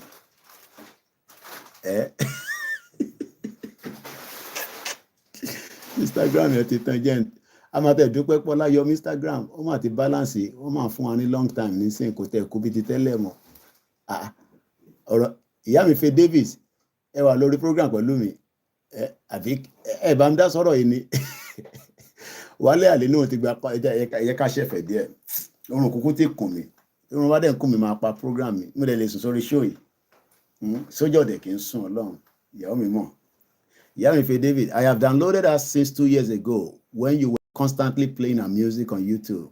Janet is very talented Ọlọ́run a ṣe máa tún gbá ní a máa play orin yẹn òun la máa fi Akeem Ayédélé mo kí ẹ ẹni tó bá fẹ́ pè wọlé ẹ lè pè wọlé wọn Koiki ò ń jẹ́ ká pè wọlé ẹ lè pè wọlé ẹ pè wọlé àwọn tó kọ̀ wà lórí Instagram ló máa affected ni Wálé Àlè náà ti gba country ó náà ti gba country ó jókòó sí London ó ń pa pound sterling mo mọ̀ bí àyàwó ẹ̀ wà níbí bí àwọn ọmọ ẹ̀ wà níbí I don't know nìkan kò ń sọ̀rọ̀ family ẹ̀ ẹ wá bá mi sọ fún Wálé Àlè pé nígbà tí wọ́n ti gba country yẹn kó relocate padà lọ sílé kó lọ sínú country yẹn kó lọ máa bá wọn fọwọ́ kún gọ́ọ̀mẹ̀ntì wọn lọ́hùn kó lè máa náwó yẹn kó yé máa ná pound sterling mọ́ ìjìnlẹ̀ owó Turkey owó wọn ó ti wọ́ mi gbẹ̀m so owó tó ń fún àwọn wà lábẹ́ wọn owó tó ń fún lòun fi ń survive ló fi ń sanwó ilé ó fi ń survive because lira lẹ́nì ṣojú ló rà bí mọ́tò kan wọlé ṣe rí owó tí wọ́n ná ní Turkey lira ló ń pè lira ọ̀tẹ̀ ń pè ní Turkey mọ́ nísìn Turkiya ló máa ń pè ìlú tíjìlẹ̀ wà yẹn inflation tó wà nílùú yẹn Ọlọ́run ló ní pé kó ti invest owó dáadáa nígbà tí wọ́n ní owó lọ́wọ́ gbogbo tèmi ti gbẹ bá ti wọn kámẹ́rà báyìí máa rí pé ó ti dry kíní dẹ̀ tí wọ́n nísìn £1 kí ni mo rà náà mẹ́ta ni mo rà níjọ́ tí mo lọ ra the last one cause bá ti rà bá ìṣẹ̀lẹ̀ mi àtàwọn ọmọ ọdún alájà máa ń jákè mọ́ra wa so mo ra mẹ́ta mo tọ́jú ẹ̀ káàkiri inú báàgì mi kan for like almost a week kan mo rántí rà mo wá ń wá káàkiri so kẹrí ibi tí jìnlẹ̀ wà ní Turkey yẹn Ọlọ́run jẹ́ kí ìwọ tó ń wò mí kọ́ lè fún ẹ ní visa Turkey tó bá débẹ̀ wà á rí pé wọ́n fún yàn níṣẹ́ níbẹ̀ wọ́n fẹ́ anybody níṣẹ́ ìbòrò iṣẹ́ ò ló fi ṣe níbẹ̀ tó bá tẹ̀ tó máa wá ṣiṣẹ́ wà lọ kọ́ èdè ẹ̀mí àfẹ́ ẹ̀ bọ́ mo ní mo sì máa sọ story Turkey yẹn bọ̀ kò ń ṣe nísìn mo sì dé sí kúlà dáadáa ìjọ tí bá máa ṣí worm sí Turkey fún yín ìgbà ilẹ̀ máa mọ̀ pé gbogbo tí jìnlẹ̀ ń sọ yẹn jágbajàgba ló ń sọ ẹni tó rí ọ̀pẹ ẹ sọ pé mo ní orí ẹ̀ kò pé rárá torí tó bá jẹ́ orí ẹ̀ pé ni tó jẹ́ ọkùnrin lòun tí kò ṣe pé dípò onítìrì ti mú ẹkùn ẹ̀ tó ń rá róbóróbó nísàlẹ̀ ó dẹ̀ gbéyàwó sílé kò dẹ̀ ń ṣe Turkish citizen ọmọ Nàìjíríà dẹ̀ níyàwó ẹ̀ kò mo ti bá yàwó ẹ̀ sọ̀rọ̀ through chat nígbà tó mú yẹn ọmọ Nàìjíríà lẹ́ni tó fẹ́ so kò ń ṣe pé ó níwèé Turkey ìyàtọ̀ Turkey kan ni pé Turkey ṣì ń ṣe rìn níwájú Dubai lọ UAE but UAE wọ́n ń sọ ṣọ́àṣọ́ òyìnbó díẹ̀díẹ̀ but Arab ló ń sọ but ní Turkey náà àwọn náà èdè ló ń sọ they have their own language but the beauty of Turkey is that tourism is still booming. Yami Fedevini, yes, so Wale should go back to his nation and be there pushing their president. Àwọn àgbàlagbà dìdìrìn jókòó sórí YouTube àti gba àti gba country wọ́n ṣẹ́tẹ̀ láwọn tó wà lábroad ẹ̀ mo blame àwọn ṣẹ́tẹ̀ tẹ̀ wà ń lé yẹn ẹ máa sọ fún wọn pé kó padà wálé náà kẹjọ wá ṣe government look má ní o gbọ́ lẹ́nu mi o labour lánàá tó wọlé gbogbo wa la rí pé àwọn kámẹ́rà wọn ní new government wọlé àbí ó ti yàn appoint àwọn cabinet ẹ̀ ta ni defence minister country àwọn dúpọ̀ ní orí yín ó pè rárá ọlọ́run ẹgbẹ́ tẹ̀ ń fọ́lọ̀ wọn dìdìrín ní òmùgọ̀ nìyí ẹ má bínú pa tó yí àbàrà síbẹ̀ yẹn lálẹ́ èèyàn mi dìdìrín dánú ni gbogbo yín ta ni ibo ni CBN yín wà ibo ni Central Bank of Yorùbá Nation yín wà ẹ̀yin ọ̀dẹ̀ ibo ni constitution yín wà ẹ̀yin òmùgọ̀ ẹ̀yin dìdìrín àwa ọmọ kí ló máa tẹ̀ ń pèrè ẹ̀yẹn náà àwọn ọmọ àdúgbò ló máa ń pèrè ẹ̀ náà wọ́n ń pèrè lọ́mọ Èkó kinní kan ìyẹn Wálé Àlè yẹn very stupid ṣáwọn yẹn báwo ló tẹ̀ ṣe wọ London gan sef báwo nírú àwọn yẹn báwo ló ṣe fún wọn ní visa wọ London àwọn ta lọ ṣe interview ta fi dé lùi mo ṣe wá rí pé ìyàtọ̀ wà pẹ̀lẹ́ ìtẹ́lẹ́ ń ṣe drop because kò ń ṣe gbogbo ìlọ ẹ̀kọ́ fún visa wọ̀lú yìí kò sì ní lọ ṣe interview l'Abuja ni òyìnbó ni mo bá sọ̀rọ̀ nínú cubicle why you going to but nísìnyí yẹn kò ṣe drop off èyí jẹ yóò jẹ dẹ ni àwọn ọmọ tó dẹ̀ máa lo visa yín àwọn ẹ̀ wà níbi dùngbà nísìn tó ń jó dùngbà lọ́wọ́ nínú club ó tún dijọ́ Monday tó bá dé ibi iṣẹ́ láàgbà oh my God Nigerian again oh shit akọ̀wò kìíní ẹ̀ ìwọ tọ́lọ̀ bá dẹ̀ fẹ́ kẹ́ akọ̀ lónìí tó bá ti wá lù ìwà wá lọ dọ̀bálẹ̀ fún pásítọ̀ ẹ̀ pé pásítọ̀ kí ló ṣẹlẹ̀ ó ti ṣẹlẹ̀ máa wọ UK ẹ̀yìn àdúrà tẹ ṣe sórí passport yẹn passport èwo ń bẹ Nigerian passport kọ́ lọ ẹ mú wá British passport lẹ mú wá ìyẹn lè gbé passport gbé British passport ẹ lọ fún pastor kó ṣàdúrà sí pé ó fẹ́ gba visa lọ sí Canada èpè ló máa ṣe fún ẹ imagine kó gbé American passport ó wá gbé lọ fún àfà wa ní kí ni kí òun fi nínú American bẹ́ẹ̀ náà ni o what do you want me to do with this imagine Kizzy ẹ̀gbọ́n mi òun ní American passport ẹ̀ òun American mo mọ̀ ni ó ti fi wọ̀n mi rí òkè ó náà àwọn ọmọ Àwórì kọ́ Òwórì ni ẹni tí kòkòrò ń ta lórí àwọn ọmọ Àwórì gan ọmọ ó náà wọn ọmọ Àwórì wèrè òsínwín àgbàlagbà ó lè máa níyàwó nílé ọlọ́lọ́mọjọ́ tó ti ṣe tìsàlẹ̀ gbẹ̀yìn kì í níyàn ọ̀dẹ̀ dá tó bá ti ṣe tìsàlẹ̀ yẹn Ọlọ́run kòkòrò ń ta lórí ẹ má bínú ibi tí mo tún yà sí lálẹ́ bí spirit mi ṣe lọ nìyẹn imagine pé Azeez Gbadé ìyá Kogi gàmá iná wa ń tọ́jà mi báyìí ìyá mi Comfort Ológunjà ni ìyá Kogi is the Òmìnira defence minister Mike Babs is immigration minister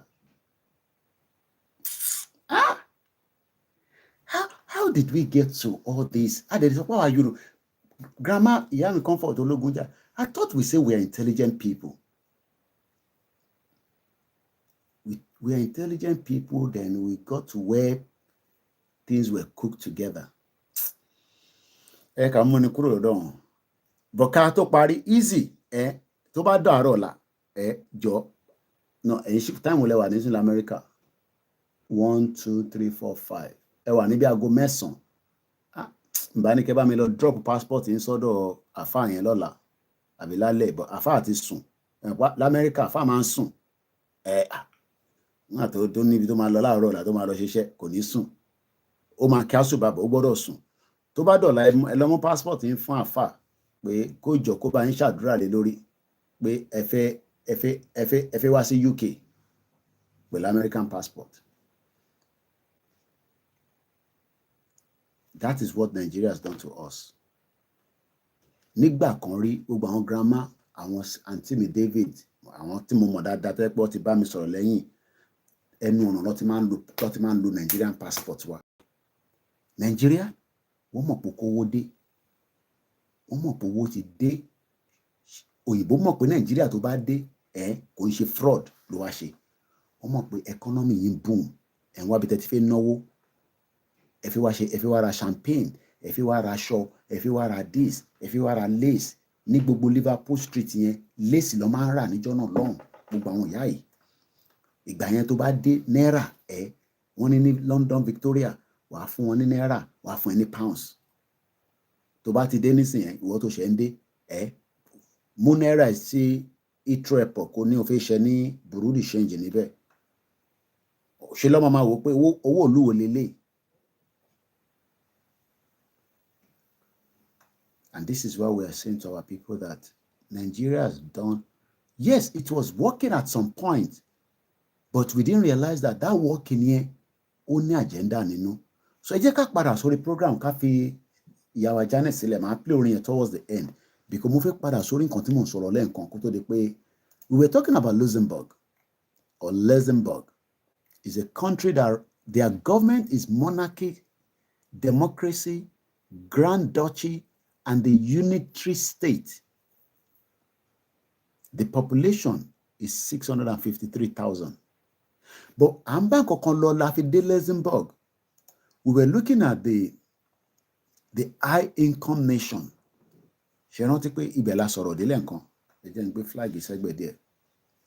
Now, I've gone to the news and I've just typed in high income nation. First post in Advantage tí mo ní mo máa ń gbọ́ news one, which is Indian outlet news, very powerful news network. Owó dẹ̀ lọ fi sọ pé wọ́n wà powerful. Mo dúpẹ́ lọ́wọ́ gbogbo ẹ̀yin tẹ́ ń support Koikimedia. We're very grateful, no matter how small, no matter how big. Each time tẹ́ bá fún wa báyìí, ẹ máa fún wa ní pleasure pé yes, mo ní láti lọ máa wá ṣe Tinubu pé kó fún mi ní $50,000 tó máa wá gbé receipt lọ sọ́dọ̀ Esther blog àbí Insta blog àbí whatever àwọn blogging tún dé ẹ̀dùn ọ̀pẹ mo ti fún Koiki lówó ẹ pariwo ẹ̀ síta. So we are very grateful. Indian goal to become high income country by 2047 unlikely to be achieved. The Economic Times. I am now asking us, when are we likely as Nigerians to get to high income nation? Within the next 60 years? 100 years from now? So why then do we want to remain Nigerians? Mo kí Yorùbá ni mí lórí Instagram àti gbogbo ẹni tí mo dárúkọ náà. So why then do we want to remain Nigerians if we are not likely to get, or we are not likely to become? Because even India, Indian economy leni. Indian economy, I guess, is number 4 or 5 in the world. Indian economy.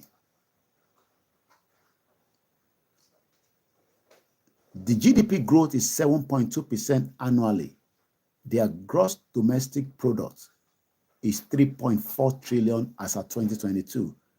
The GDP per capita is $2.4 million. The gross national income is about 11.67. Internet user is about 46.3% of the population. India is the 4th largest economy in the world. Moki, confirm. Obìnrin ni oyè ron Kenya àbí ọkùnrin. I know mo mọ̀ pé sọ fún mi nígbà kan, but brain mi ẹ má bínú. I just want to recollect again. Ẹ bá mi answer yẹn jẹ́ ẹ má bínú mà, ẹ má bínú sir. And I hope I will remember again. I know I was told the last time. I believe it's Indian economy is the 4th largest.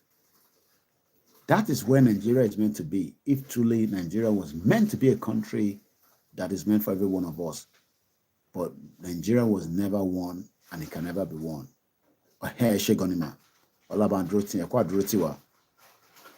Yawa Oyeronke Olaniyan. Recently, the finance minister, Nirmala Sitaramana, said that India is expected to overtake Japan and Germany to emerge as the world's third largest economy by 2027, which is 3 years from now. Currently, in the US dollars term, India is the 5th largest economy with a size of about 3.7 trillion in the normal terms. India to become 4 trillion economy by 2027. Why are we telling lies to ourselves that we have a country, knowing fully well that that country will not materialize? Ṣé Tinubu ṣì máa wà níbẹ̀ after 30 years? Rigge, even from the way they are saying, if you change the system, oh my Lord, forever. It can't go forever. And moreover, I'm a Tinubu ti dàgbà. Kọ́lọ́n fún lálàáfíà, because gbogbo ala mọ̀ pé age yẹn, àwọn tó mọ̀ dáadáa ló ń sọ fún wa ni o. Àwọn tí Tinubu ń pè láǹtí, táwọn wá ń wo Tinubu ní sìn pé ìjọ ò lè di wá di age ká má lọ síbẹ̀ yẹn lálẹ́. So let's come back again quickly to, we started with the marine engineer. I'm just summarizing now because I want to close the broadcast. Who are the marine engineer? One of our brothers, Darak Momowa, the Balogbo program at the beginning of my year. So you must be so that ele play padà sẹ́yìn. He's a marine engineer. He studied a marine engineer. He's driving Okada somewhere in Benin Republic. We looked at how much a marine engineer is earning in the UK value. It's about 44 or the minimum about 35, which is equivalent to about 74 million naira in the Nigerian rate. That is what somebody should be earning, but it's somewhere in Benin Republic, riding Okada back to back. Then we went from there to talk about some other areas. Then we went to find out, why is Russia still making more money and their income, is good? We realized that more soldiers are being employed to work as the war continues between Russia and Ukraine. I even thought it was 14,000 until my brother Keke Oku said, no, Koiki, Ojibelo, the Russian soldiers are paying $22,000 for every soldiers that are joining. And more people are joining from the rural area. That means money is flowing back into the rural area. Why is money not flowing back in our rural areas? Because number one, the money is restricted.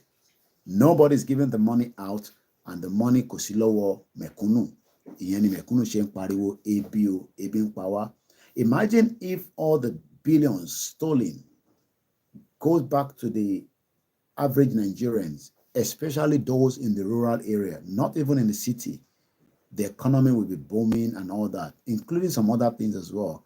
So we talked about that as well. Then we talked about, Luxembourg.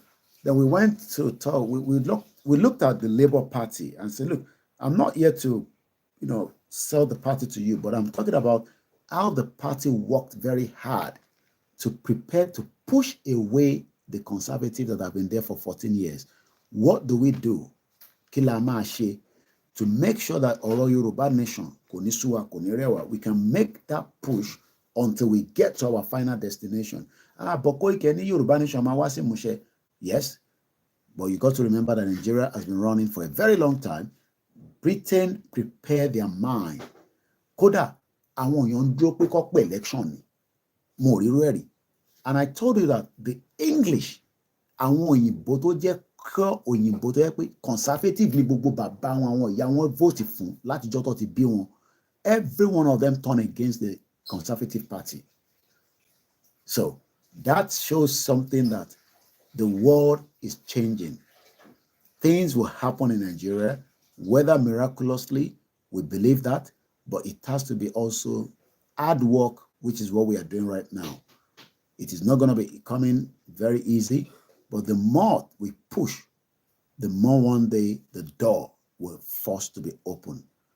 Call English people, mo gbọ́ rí kó sọ pé àwọn lọ tẹ̀ka fún Labour Party nítorí pé kí ni, they were just tired and fed up of the 14 years of the Conservative government. Are you not fed up of Nigeria? if you're fed up of Nigeria, you should not promote anything to keep Nigeria together. We should promote how Nigeria will dissolve. And don't let any pastor fool you. No, we're not fighting the country. We are taking back our own territory. Nigeria does not belong to them.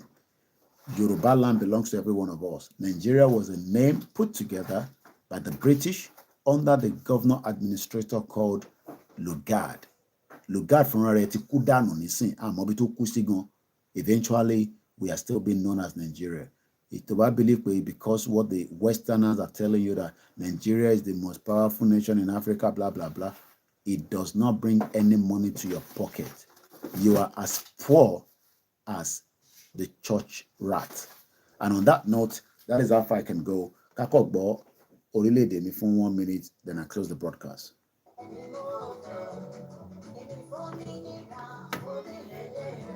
Moki Wale and Konsashegoni for joining us this morning.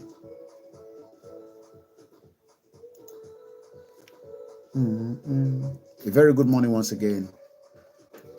Mr. Jimo Razak, how many times will I say a country without identity can never work anything because there won't be any reason from our leader to think positive? Nigeria is still talking about Fulani walking cow in the century. Benny, Aria Mama Lututulo Joko Koni Kwara State.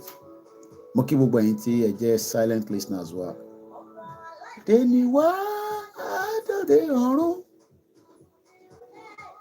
Ade Ori okay. Adé kan ti ń jẹ gungun báyìí kọ́lọ́n kó ṣàánú wa. Ẹni tó bá ti subscribe sórí ẹjẹ́ ń lọ́wọ́ ibi tí nọ́mbà yẹn dé lálẹ́ mo bá ẹjọ́ ẹ bá wa lọ subscribe sórí channel wọn. Lóko fáráyé. A ti wà ní 402. I'm sure we can do more if everybody find it. Tẹ́ bá ń wá page wọn ẹ kọ type Janet kẹ́kọ̀ọ́ orílẹ̀-èdè mi sí lórí YouTube àgbéjáde. Okay, type Janet Arabani, and the link have also been posted. That is how far I can go this morning. I hope you've learned one or two things again this morning, just like I also learned from my brother Keke Okoza. $22,000. They want soft soldier Russia.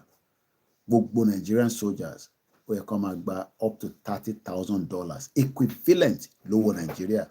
A ní owó yẹn, but ó wà lọ́wọ́ àwọn olóṣèlú. Àwọn ló fi ń jẹ tọ̀ìtọ̀ì, ló fi ń gbé aláṣẹ́wó káàkiri. Ní gbogbo Àbújá hotel báyìí lálẹ́ nísìn ó ti wà close tó ń ṣe fàájì rẹpẹtẹ, but nǹkan kan ló máa ṣẹlẹ̀ tẹ́yìn Nigerians máa dìde tẹ́ máa béèrè fẹ́ tán yín. Ẹ má hold our diaspora responsible for your predicament. Àwa kọ́ là ń ṣe yín, government Nigeria ló ń ṣe yín, àwọn làjẹ́, àwọn lóṣó, àwọn lèmèrè, àwọn ló ń yọ sí yín lójú oorun, kódà àwọn gan ni wọ́n fún yín lóúnjẹ lójú oorun. Yorùbá nation not going back.